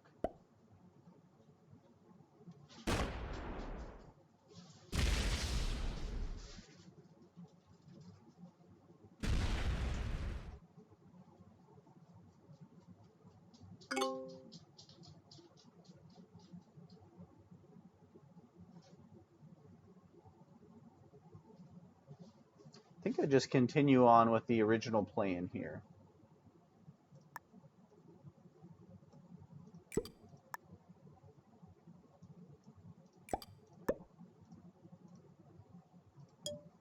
The original plan was to finish off this bonus. Trying to figure out where I need to protect without threatening. So I think the least threatening spot to put these troops is here. Because I'm next to just this to get a card potentially, depending on what shakes out of port over here. Arco well in the troop lead with 54 troops. Splitting up territories though, so not in a super aggressive position to go get a bounty.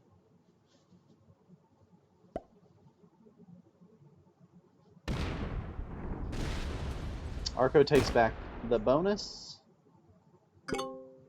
and moves into an aggressive position. Okay. Arco moves all troops out, lining up potentially green. Looks like the line's for green. Right? The 12's here by these 3 green stacks. The 7 would come across here. And then he's got the 17 that can come up the coast here, across the passage. Black goes for another break. Black playing a very breaky game.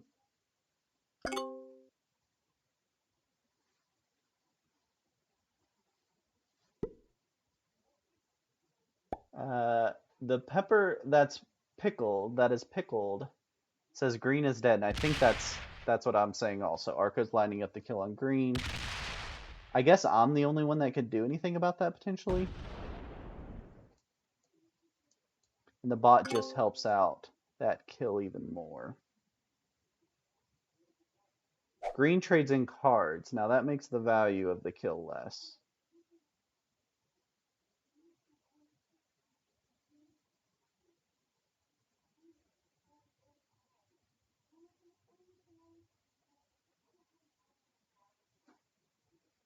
That makes the value of the kill less. Arco likely switches the sights onto the bot.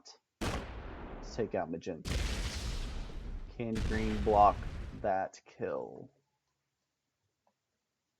Have to fortify somewhere in this area potentially to block that kill.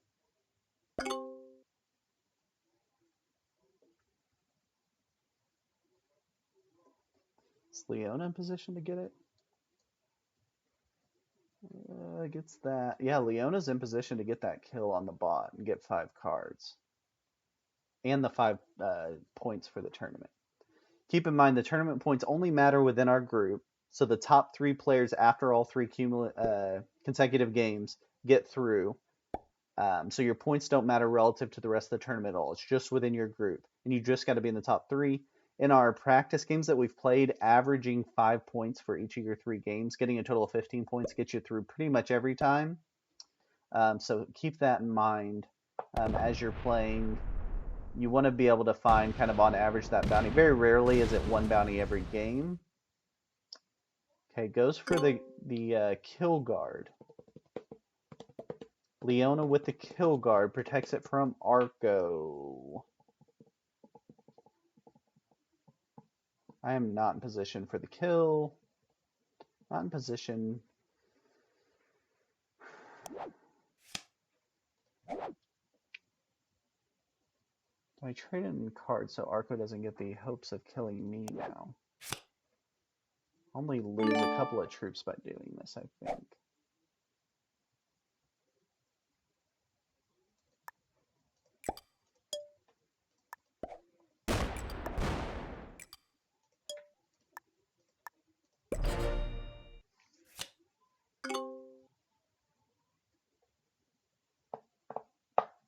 So I traded in there because I was going to be one of the few with 5 cards. Arco's got a really big stack. He could have done some damage, and I just didn't want him to get the idea that I was the one that he wanted to do the damage to. Yeah. Victor Slim sitting at 42 troops. Magenta is still the kill you want, but there's just Leona makes the kill guard play, which is a really good play. Black's troops are trapped behind green in that area.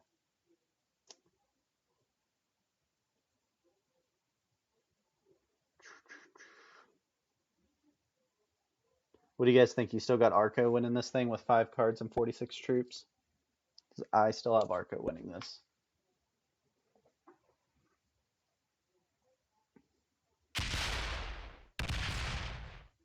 Black breaks me, so now Black has equally broken everybody, I think, in the game. Victor Slim with a break on everybody.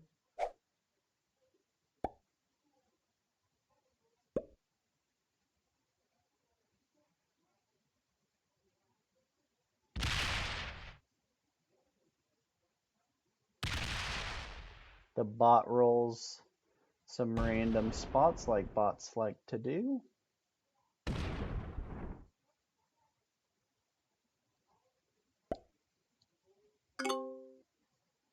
Okay, Green. Green was able to stay alive through that when it was getting a little bit dicey with the early card trade.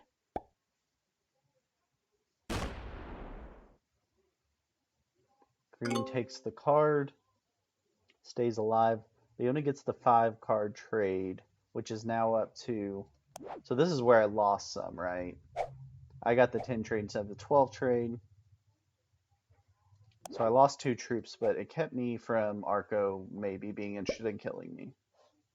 Which I don't think would have happened, but possibly. Lena goes for the kill on Magenta now to get the 3 cards and the 5 points, maybe. Okay, would like to make the screen smaller so you can see the time up. Let me see if I can do this live for you.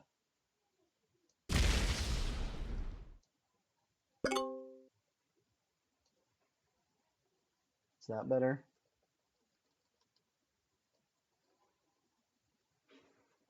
Okay, we take our 7 troops and we're going to get a lot done here, I assume.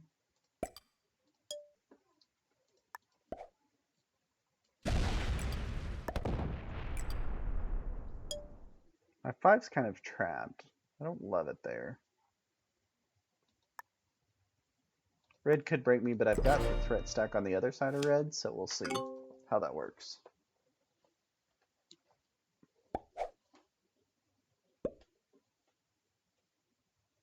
Much better, yes, thanks. Cool.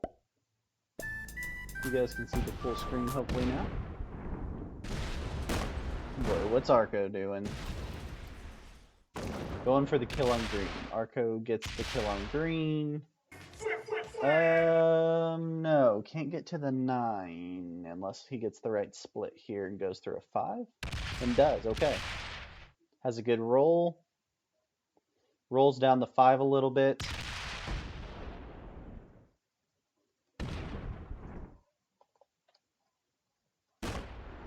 So that is a 6th place finish for XC Dude with a plus Arco plus 5. Arco currently leading the group with 5 points for the first bounty, for his first bounty.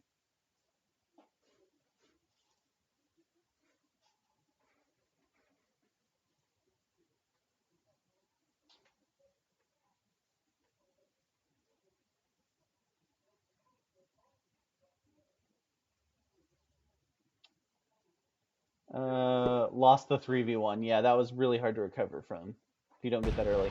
Arco breaks me and red. Okay. Not to make a run at 70 or anything, just to break to take us down in troops a little bit. It's going to be really, it's going to take some coordinated effort, I think, to keep Arco from winning this game. And obviously this tournament is no VC, no chat working together. So unlikely that coordinated effort's going to happen. More likely our bounties are going to go for points. This is just a hit on Arco, maybe going for a early 70 run.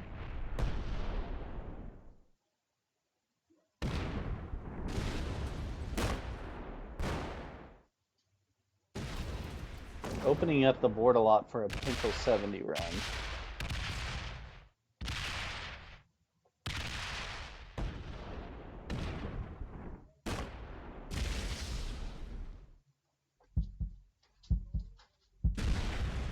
We've come close. I don't think they get it. I don't think Victor gets it, but could have come a little closer, I think.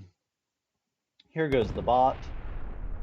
Bot rolls my 4 stack just for fun. Gotta love how bots work.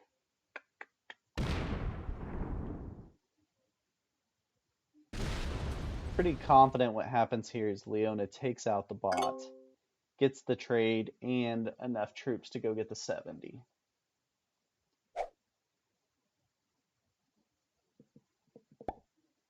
Right? Am I missing something? I think that's what happens here. Leona takes out the bot, gets the 5 points, and then goes and makes the 70 run to get 10 points. So that's a Jolie 5th.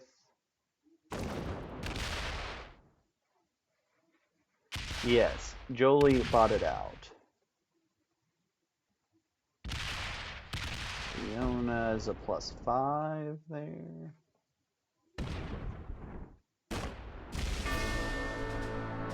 So Leona and Arco currently sit at 5 points. Leona doesn't get another trade, that's true. Because it did the early trade before the turn.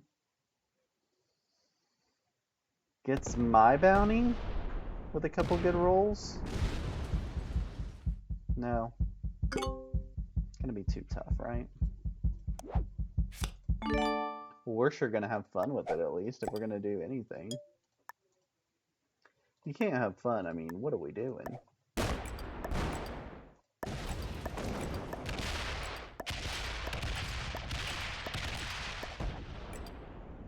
Oh, misclicked.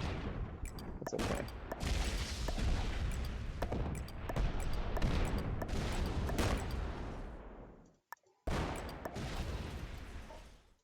Anywhere close to the amount of time I need to do this.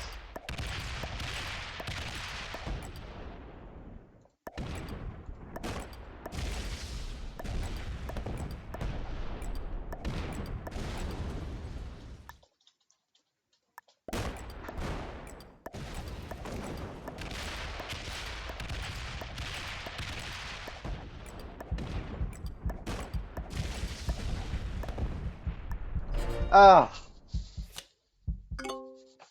So close, guys. Had the troops, I think, right? Had the 5 troops sitting here. Needed 2 more. It's really hard to take the full 70 when you were down to 2 territories before the turn. Guess I maybe should have gone for the bounty, but no bounty would have set. Leona would have been the only bounty to set in turn, right?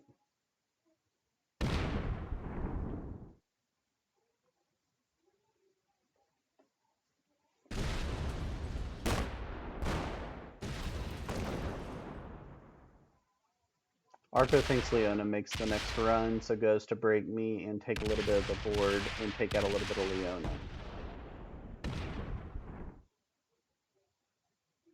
Hey, thanks for the raid, King Honk, Spirit Sea.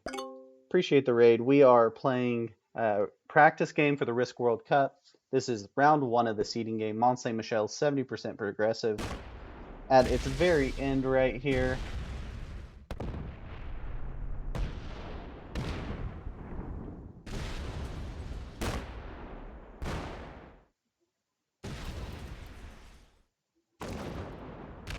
Victor Slim makes the next run. I don't have cards. Leona's got cards and 50 troops. So the board's so open that it's just a speed game now, right? How fast can you click and get as much of the board as possible in chat?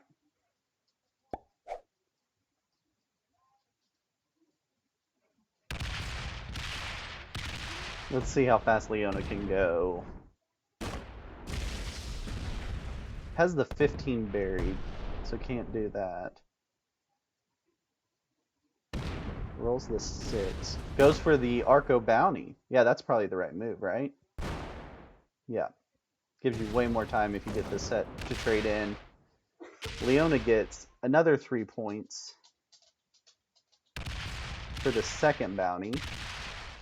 Arco finishes 4th. Placement doesn't matter again. The only place that matters is if you win, you get 10 points. In hopes that it doesn't come down to a... Oh. I was calling that over, but it wasn't. My fault. Arco's at 11. Do I have 11 troops to kill him with? I don't. This is my nightmare. Okay. Gosh, that stinks, huh, guys?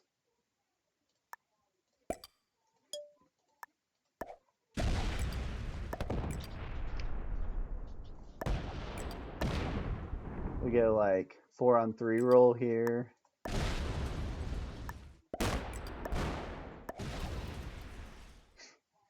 How about that?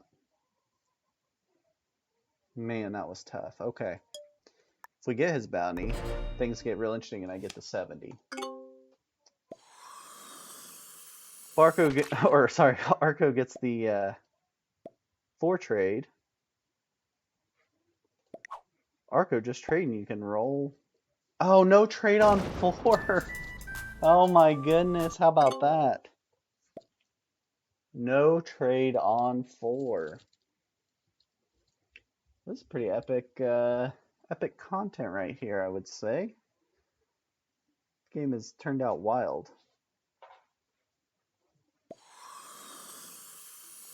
Sorry, Arco. Not getting the trade on 4 there was painful. But crazily, neither Victor Slim or I had enough troops to kill you while you were in single-digit troops. So Leona does get the kill on Arco after all. Like it was planned the whole time, clearly. Sure, you got the kill. You got a 10 stack and a 15 stack. Especially, are you saying you don't have a trade on 3, Leona? You definitely have enough. You get a 12 you get 12 just for the turn.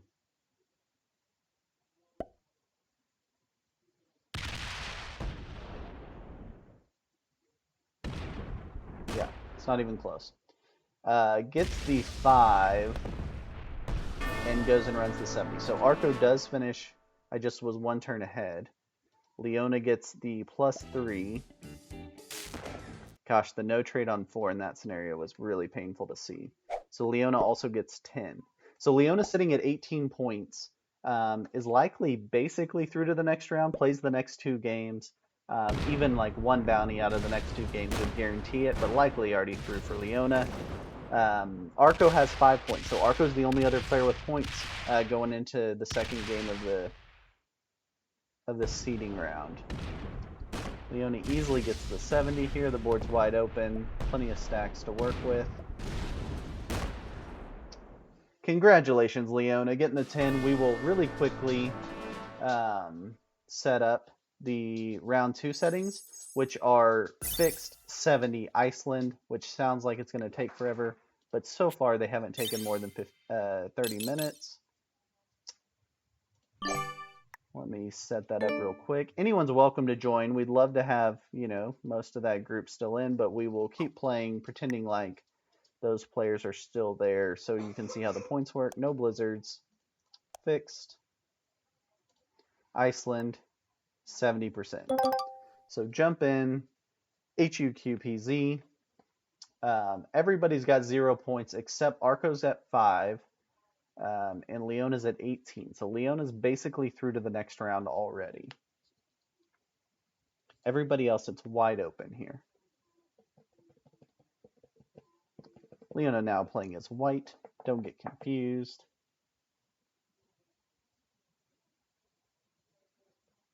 So Arco says when Victor Slim did the break on Jolie and Arco, should have broken the 7 instead of the 5 because it gave him the extra troops. Yeah, stay red. That's great. We need 2 more players. Anybody is welcome to join. I know that was very scary and intimidating to watch what just happened, but you're welcome to join. Love to have you. HUQPZ game code right there up on your screen. Need 2 more to fill. We got Tombstone in. Tombstone will be well aware of how the points work. Welcome, Tombstone. Yeah. Just need 1 more. Again, this game takes about 30 minutes. We've played it. I've probably played it 10 times. It starts out slow, starts out a little stalematey, and then it'll break open very fast. It's a super small map, so it's a different kind of challenge playing Iceland. Arco's got a zombie tournament game, so I can't join. No problem, Arco. Thank you for joining and beating up on us all and not getting the trade on 4. Good luck in your zombie tournament game. Hopefully that goes well. Okay, we got Pickled Pepper playing as yellow. Pickled Pepper will take the role as Arco, coming in with 5 points. Let's do it. So Leona with 18, Pickled Pepper with 5, /Arco/yellow. Everybody else at 0. You get 10 points for winning, 5 points for your first bounty, 3 points for your second bounty, 1 point for each additional bounty after that.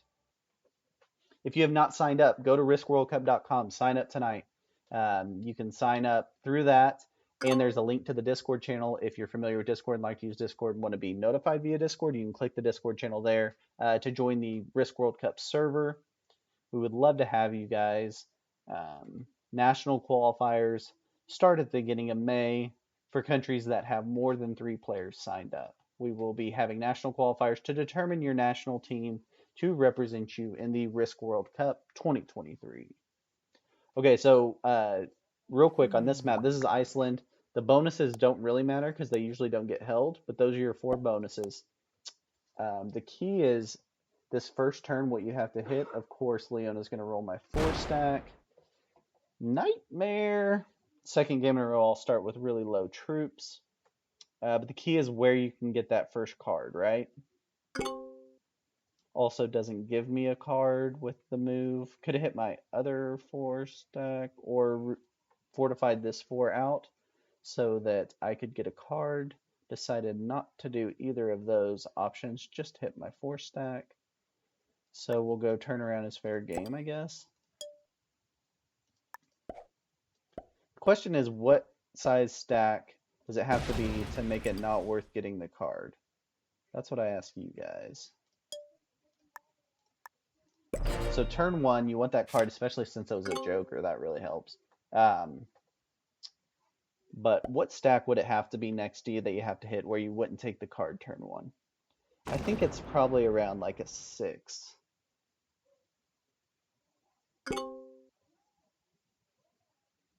Yeah, this is a mess. This is a mess, especially that you picked to hit my 4, Leona. But it is interesting how this game sets up because of that early roll you have to make to start breaking it up. Yes, it's a 70% fixed. Bonuses basically never get taken so far in the practice games we played in this. Yes, 4 was the lowest stack you could hit. That is accurate. But you could have fortified to where I had a easy card since you had to hit my 4 stack.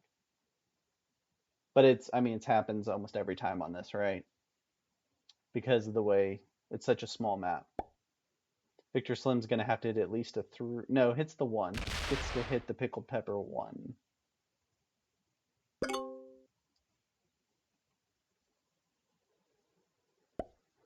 Okay, Tombstone's got a 1 to hit.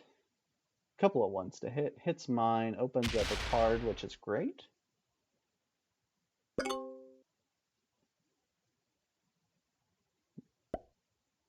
Green also hits my 1. Since everyone's hitting purple around 1. No, green hits red. Thank you. So the first 3 turns, it's just kind of not getting card blocked is the focus. You want to focus on that. What's up, Spud? We're playing Iceland Fixed, which everyone loves a good Iceland Fixed small map game. But it's 70%. Okay, so we just need the card here. Again, the key is not getting card blocked in the early game here. Don't have a lot of options not to card block myself. Hopefully I can card trade with one of these guys here. The other thing to notice when you're setting up on this map is how many stacks people are in. So Leona's really in 1 spot now. Black is kind of in 3, but 2 of them are really close together. Pickled Pepper is in 3. Tombstone's in 3. Although 2 of them are basically connected.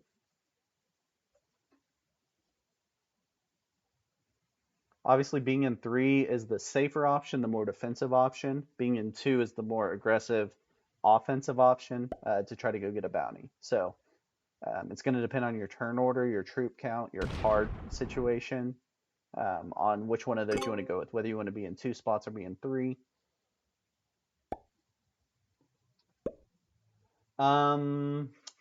Spud, I do have the sound alert. Thank you for subscribing. Oh, subscribe for 1 month at tier 1. Thank you, Spud. That is awesome. Really appreciate that. And the dancing potatoes. That is really cool.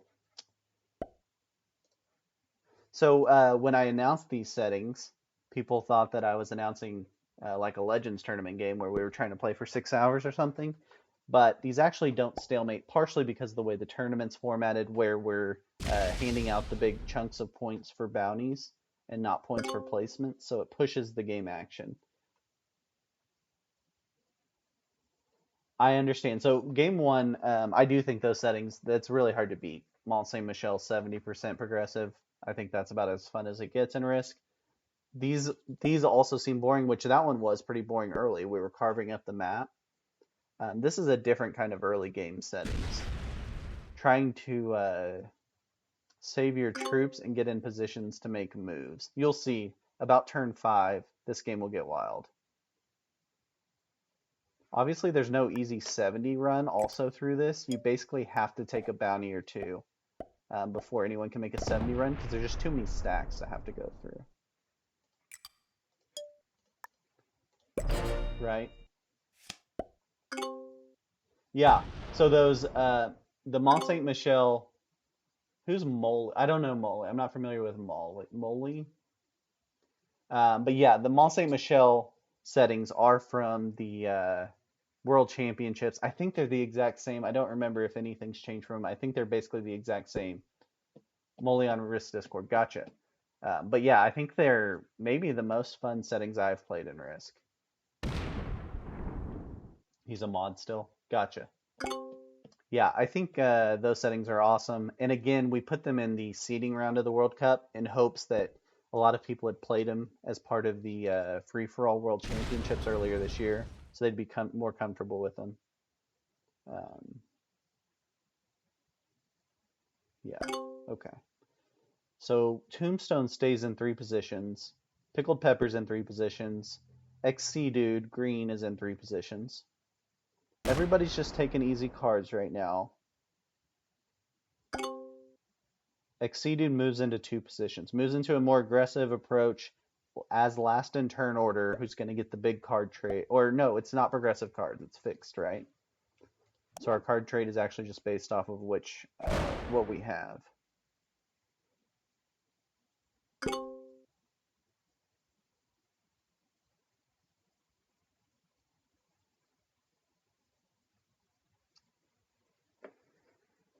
I kind of like this position because I'm tucked in nicely and protected. But I think I come out of it to here. I could move back into it, but I think I go there.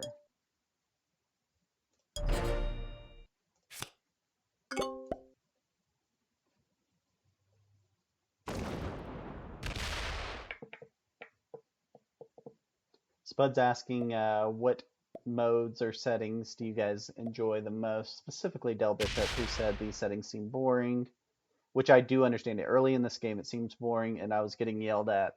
These are stalemate settings, these are stalemate settings, and it is yet to stalemate. Partially because of the points for bounties, right? If the points for bounties weren't there, it's much more likely this stalemates. But again, in this tournament, really averaging those 5 points per game will get you through pretty much every time. So if you can find where your bounty is, make that bounty run. So Victor Slim slow rolls Leona and loses 4 troops. Loses 6 troops. This is a really, really painful stalemate. Yeah, Iceland's not the most exciting map, agreed. We're testing different skill sets, though. Gets the territory for my 1. Slow rolls down Leona a little bit to make that bounty more worth it, I guess. So we're testing different skill sets. Mont Saint Michel is a very, what I would call an open map. Everything seems to touch each other, so you can run through the map really fast. This map is a really small map. It's still pretty open, except that it gets choked up because of the stacks that are sitting in it with these settings. And the third map we're going to play is my favorite map, which is Europe Advanced. And it is a big map that does have choke points, but much more likely for people to take bonuses, even though you're playing a progressive.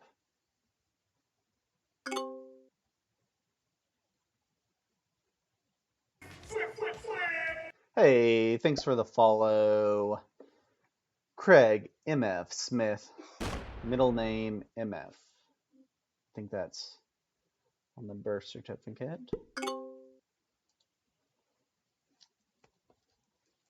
All right, here we go, Leona. Going to get some revenge on Victor Slim. Maybe?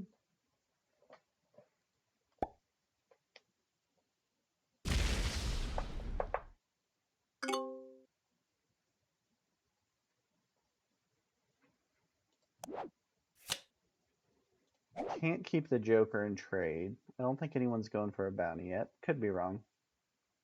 Been wrong before. I'm tuck back in my corner here with some access to this side. I like this position on this map because you get access to a couple different points, including maybe being able to run around the outside the map.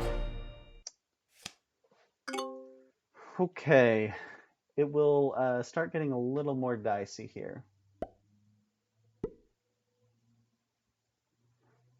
Spud's moving into lurk position.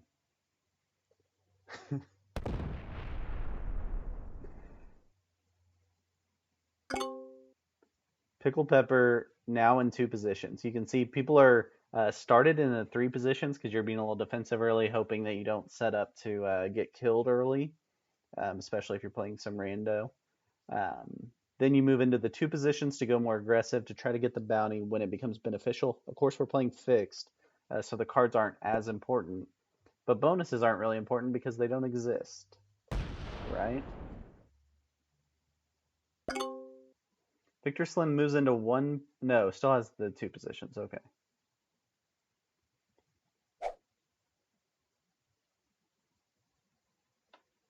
Troop count wise, Pickled Pepper skipped a turn, Exceedude skipped a turn. No, just Pickled Pepper skipped a turn. Exceedude will get his 5th card here. My bounty is taken. Told you guys something exciting would happen, just didn't want it to be mine. Anybody's first bounty is 5, so your first bounty is 5. So Tombstone gets the +5. Which, if you're in not the best troop position, it's a smart move. Mitch Aaron goes in 6th with a +5 for Tombstone. So currently points for the group. Tombstone basically took Jolie's place, but currently points for the group. Leona leading with 18. Arco / Pickled Pepper with 5. Tombstone with 5.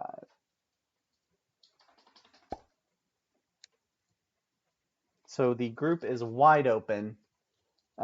No points for placement, Leona. The only placement points is finishing first. You get 10. None of the other placements matter. So there's no point in trying to get 2nd or 3rd. Playing your whole game to get 3rd instead of 4th is out. Green takes the 2nd bounty. I told you guys stuff would start happening. Pickled Pepper / Arco finishes 5th. Exceedude +5.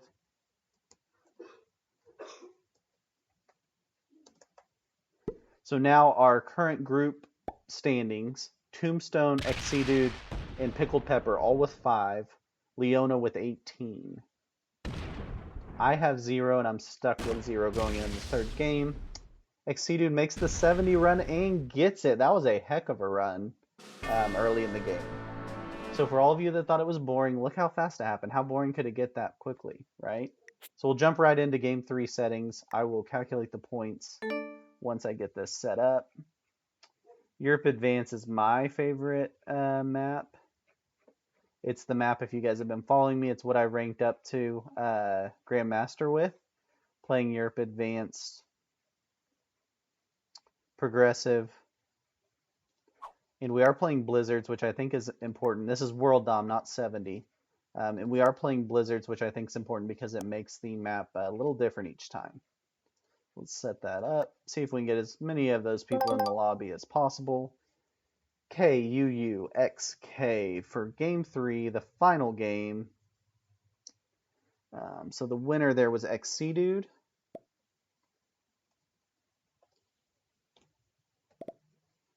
Which gets a plus 10.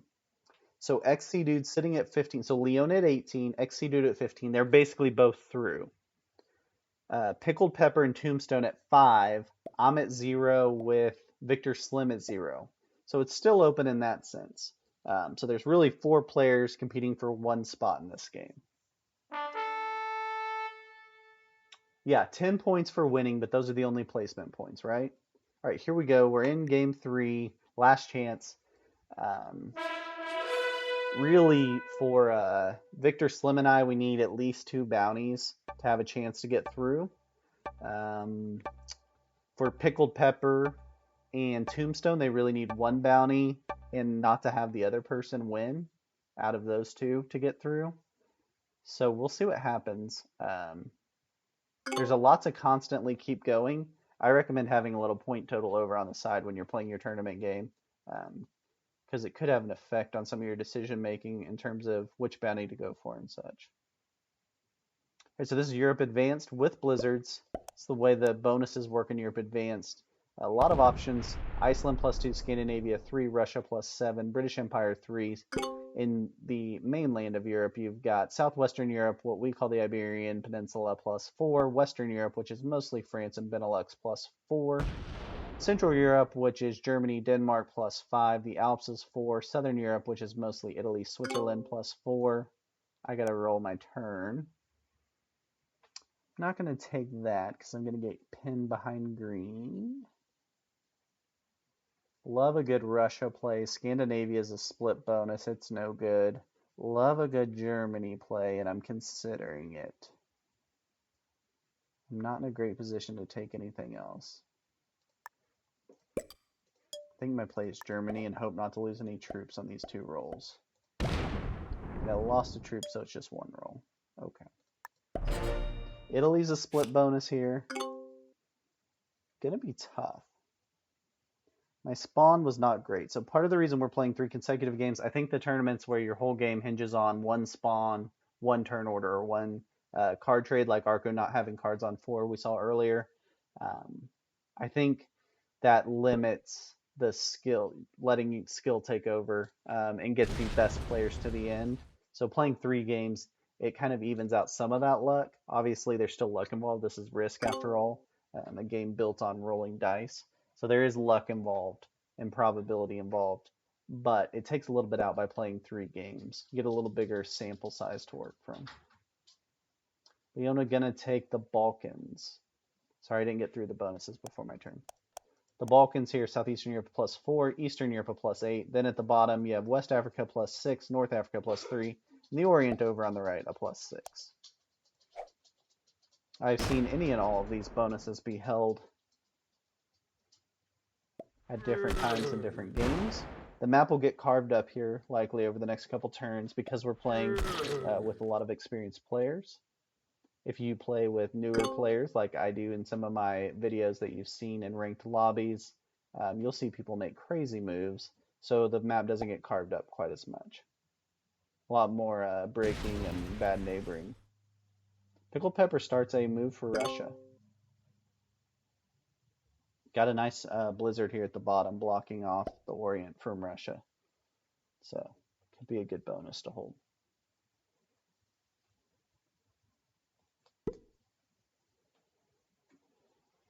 Exceeded gets the bonus first turn, but doesn't... Oh yeah, and also takes Iceland and sets up an exterior in Spain.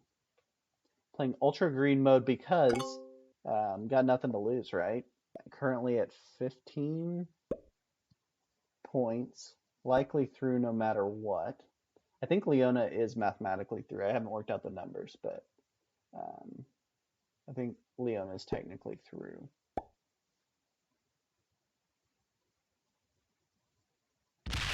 Tombstone working on Italy there with a split bonus. And only me to ruin it.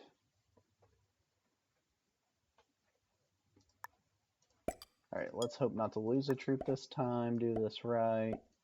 That was better. That was better. Roll the 3 on 1 and get lucky. Oh yeah. I know you haters are going to come at me and tell me not to do the slow roll there, but it just feels more likely to win for whatever reason. I think I go there.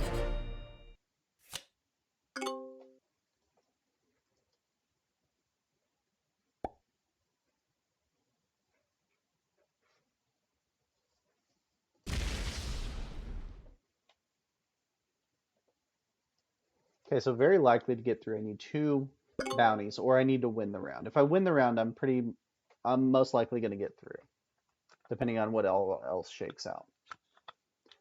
The way tiebreakers work, so if 2 players end in tiebreakers only for that third and final spot, or 2 or more players, the way it works is direct bounties. So if you took that person you're tied with bounties during any time of the 3 games, whoever has the most direct bounties against the player you're tied with gets through. Second is most overall bounties. The third tiebreaker is most bounties against the group winner.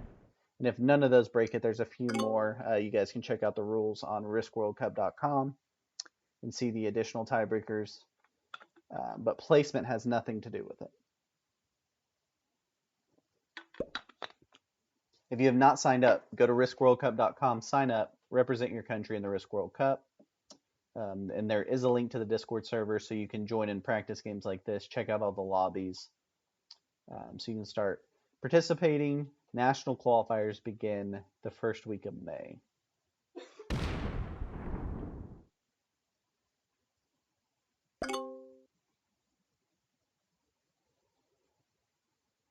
Tombstone's greed pays off, holds Italy for a turn, likely goes into West Africa now.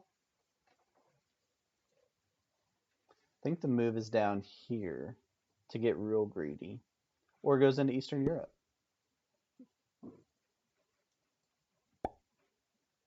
Both. Goes into both. You got that many troops, why not take both?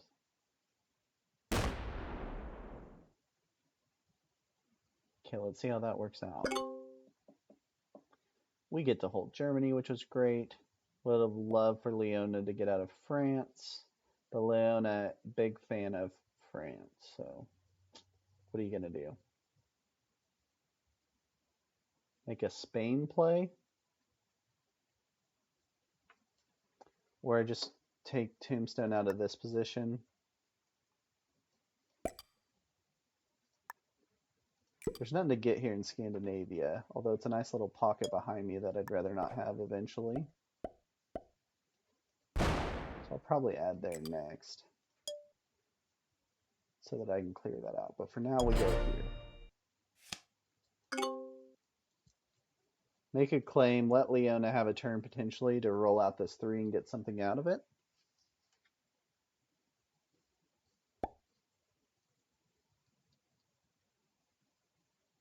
Victor Slim works on North Africa, takes it in round 3 to start getting that +3. Tombstone's going to dominate this game if no one stops him. Tombstone came into the game +5. A win would guarantee Tombstone getting through, and likely if Tombstone wins, it means your 3 getting through would be Leona, Tombstone, and XC with 18, 15, and 15. Well, it depends what Tombstone finishes with. He'd be at 15 if he wins. But if he takes any bounties, he would have to take some bounties, at least 1. All right, Leona goes and takes the Orient to put a little pressure on Tombstone at least. Doesn't roll out the 3 for me, but okay. Again, we wouldn't be in VC or anything, so there's no way to really communicate that other than just signaling by putting my 7 in France, hoping that that 3 goes away. Also leaves the 2 there to annoy Pickled Pepper.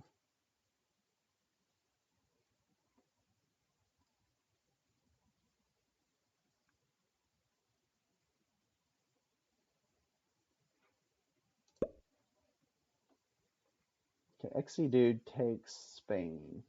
Has to roll some troops to get it, though. Yeah. Sees what I'm doing, so kind of lets that go, knowing that this 2 is going to be out of here soon. So Tombstone does. Has the chance to bully, take Eastern Europe potentially. I'm saying, hey, we're friends. No need to even worry about me. I'm not even looking at you.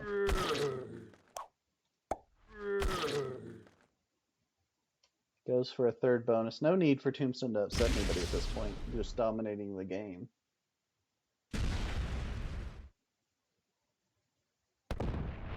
You did the 3 to keep blue from going for the bounty. Okay, I see the logic there.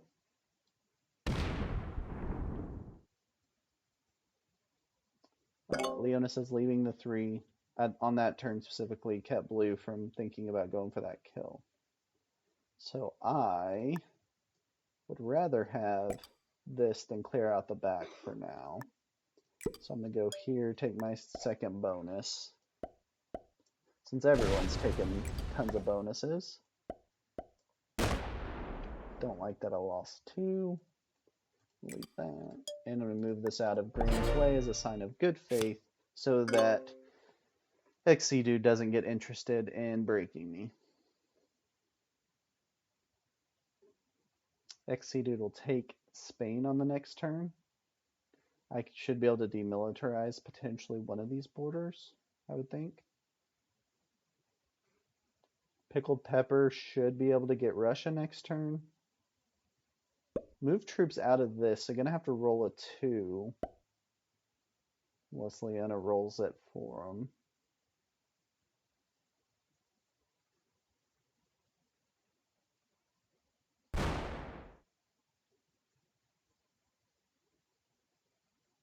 Victor Slim has the chance of getting squeezed here. Pickled Pepper hits this 5 and these 1s get cleaned out. And he's stuck. Card blocked down in Africa. Don't know that that will happen. Just it's a possibility at this point, right?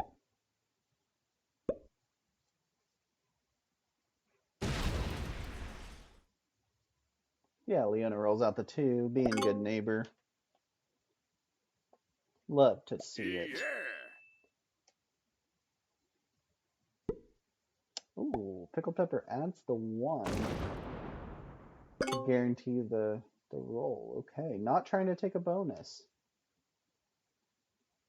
Remember, Pickled Pepper is currently sitting at 5 points, tied with Tombstone at 5 points for 3rd place in the group currently. XC Dude gets Spain. Pushes the 14 down the bottom likely. Yeah. Good. We can be buds here since we're sharing some borders. Need to keep green alive in Eastern Europe. That's going to be important.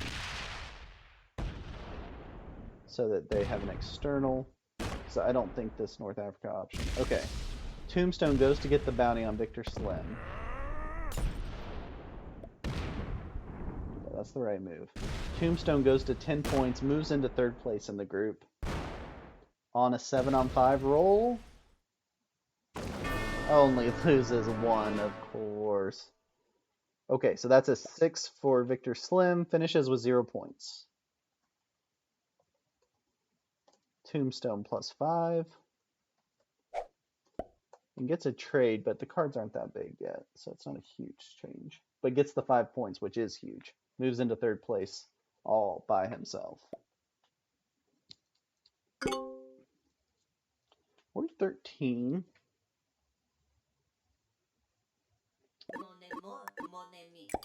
We have to do this move, right? Otherwise... And we're gonna have a tough roll here, 15 on 15. Ah! After Tombstone gets that roll, I get that roll, of course. Okay, well, that ends my tournament run. Yuck.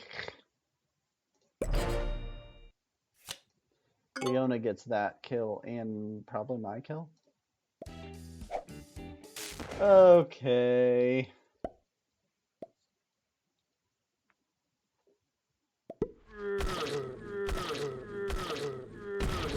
Leona goes to break Tombstone. So playing for the win, I like to see this.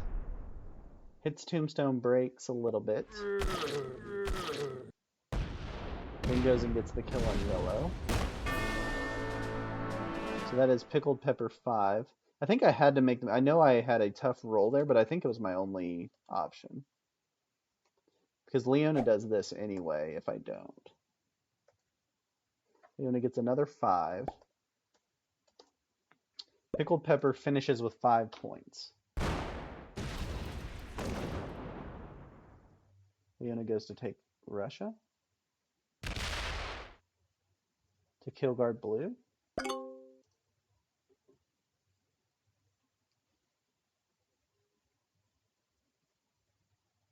But path it a bit better and hit his stack first. Oh, that's possible. I may have pathed it wrong. I can go back and look at that.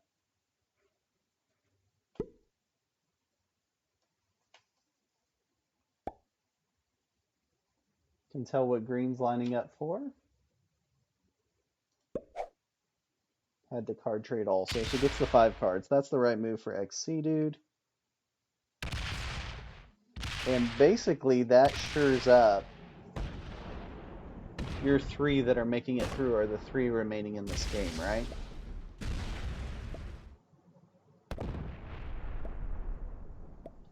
Leona's giving oops because green forgot that I had the 2 down here.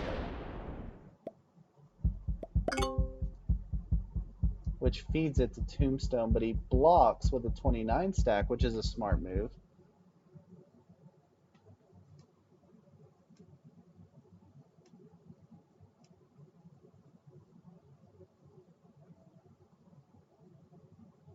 Tombstone tries to figure out the best move. Does he hit the 2 or does he kill guard also down here?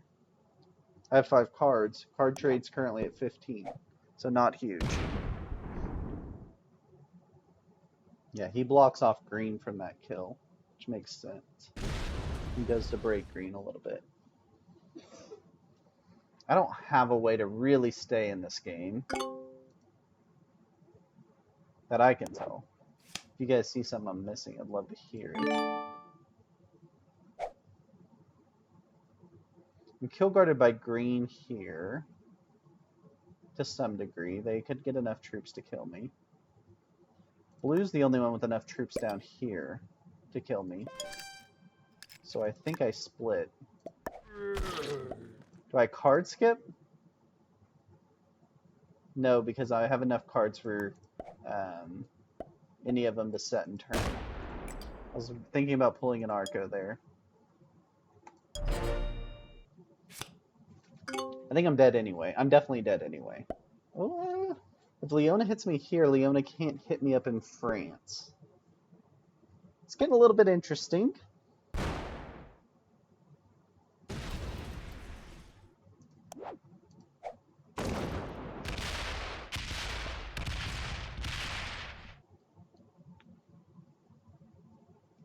Leona takes a bunch of bonuses. XC Dude and Leona are in the best position in terms of troops, except Tombstone has cards.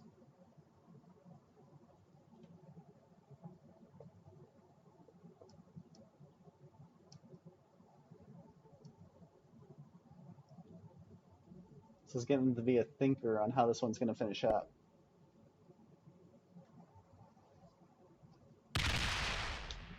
Leona said, trying to communicate, I'm taking the win and letting you take bounties. Which is interesting. Green goes for the brakes on Leona. did not get the message, I would say.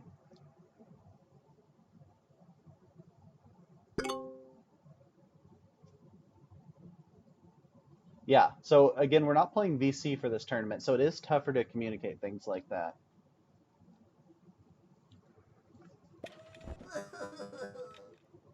No cards on 4 for Tombstone? No cards on 4 for Tombstone.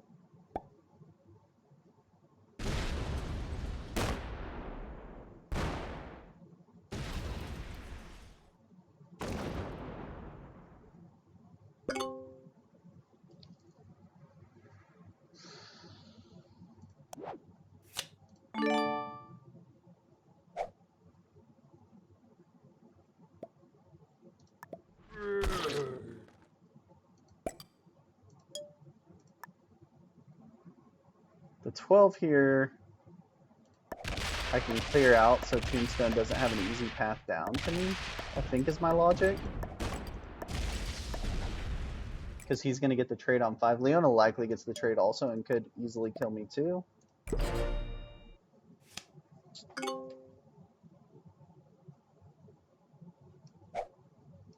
They all possibly have trades. Green's the most likely one to kill me, right?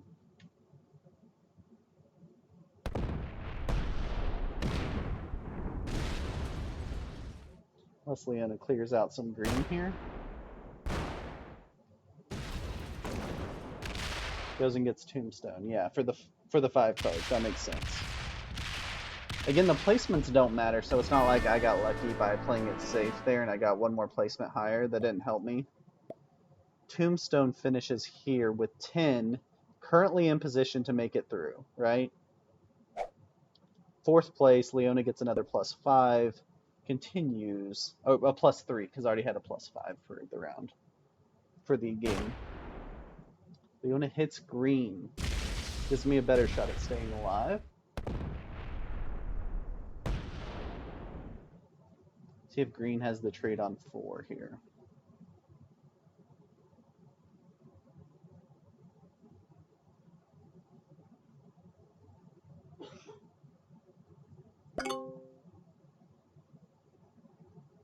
Something like an 82% chance of or an 80% chance of a trade on 4. Yeah, got the trade on 4. Goes to hit Leona.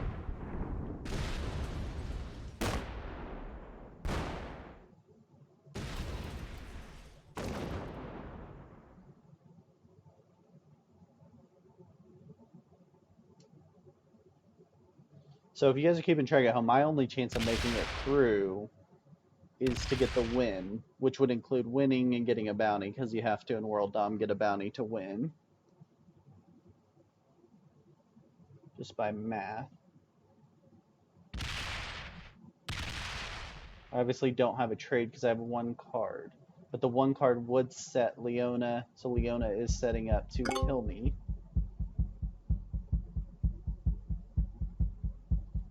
So is there anything I can do beneficial to keeping myself alive? I don't think so. Green even moved out of the way to allow the kill.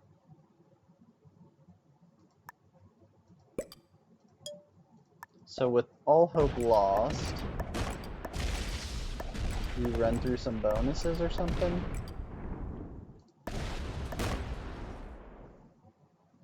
You move this to a smaller stack to make that run tougher?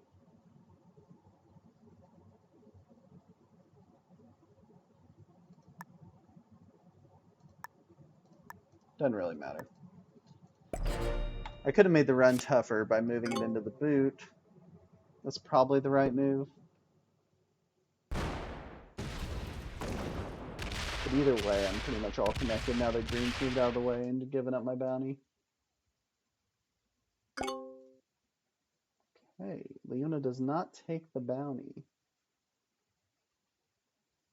Just takes back the bonuses. Green's moved in the corner, so not in a position to take it because of the no trade. Okay.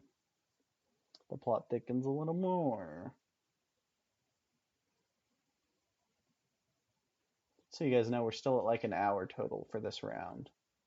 So again, we're trying to play 3 games in about 90 minutes max that are action-packed, and I think you guys have got the feeling that how action-packed this is. The back and forth, the bounty taking, the breaking. Um, very little of these games has been take a card and pass. Oh, true, we had a bonus there. Kind of accidentally didn't even think about that. Okay, so we're at 2 cards. Leona's getting a trade. This isn't really helping me anymore. So you do something like that. Leona says oops. I don't know what the oops is. So I think my bounty gets taken. Thanks, Victor Slim. You dig all these settings. Perfect for attorney. Good. I'm glad you like them. They're supposed to be fast. They're supposed to be action-packed. My bounty gets taken here by Leona. I lasted as long as I could. Get the 3 cards for the trade in turn to go get... This was just to make this annoying, right? Just to waste some troops. Doesn't matter a ton, but wasted 9 troops at least. So the only thing that matters, you may be thinking, well, they were both already through, so why do they care so much about winning the game here? It does matter in terms of your group finish. So as you go through the tournament and you're in the knockout rounds, when we are reseeding for the next round, we'll try to put 2, as best we can with times. I keep spectating here. We'll try to put 2 group winners in each group for the next round, 2 group runner-ups, and 2 third-place players. So the seeding will matter in terms of where you finish within your group for the next round. So it does matter a little bit here in terms of who wins this, which is going to be Leona. Just may take a turn depending on that trade on 3. Third was Mitch. Aaron. With Leona getting a +1 because that was the 3rd bounty for Leona in this game. And second is fully exceeded. And Leona the winner. So Leona had a ton of points. The most I've seen in any of our practice rounds. Leona finishes with 18, 28, 29, 32, 37 for Leona. That is a fantastic round. I've never seen anyone score close to that. Coming in second will be Exceeded with 15 points for the round. And then coming in third is Tombstone with 10. Tombstone would get through in that 3rd place. Hopefully you guys found this helpful. We're going to raid whoever else is playing Risk. If you have any recommendations, feel free to throw them in the chat right now. Please go sign up for the Risk World Cup at riskworldcup.com. You can click the Discord link. If you click that, you will be in the community to play the practice games like we did just now. Let me look and see if we have any good raid options. Thank you guys for spending the time. Leona, you are awesome. Yeah, let's go raid Risky Phil. Everyone in on the Risky Phil raid here. Please like and subscribe. Follow me on YouTube. I'm at Mitch on Risk, playing on YouTube, also playing live on Twitch. Here to help you get better at the game of Risk. Until next time, everybody, may your dice be nice. See you guys.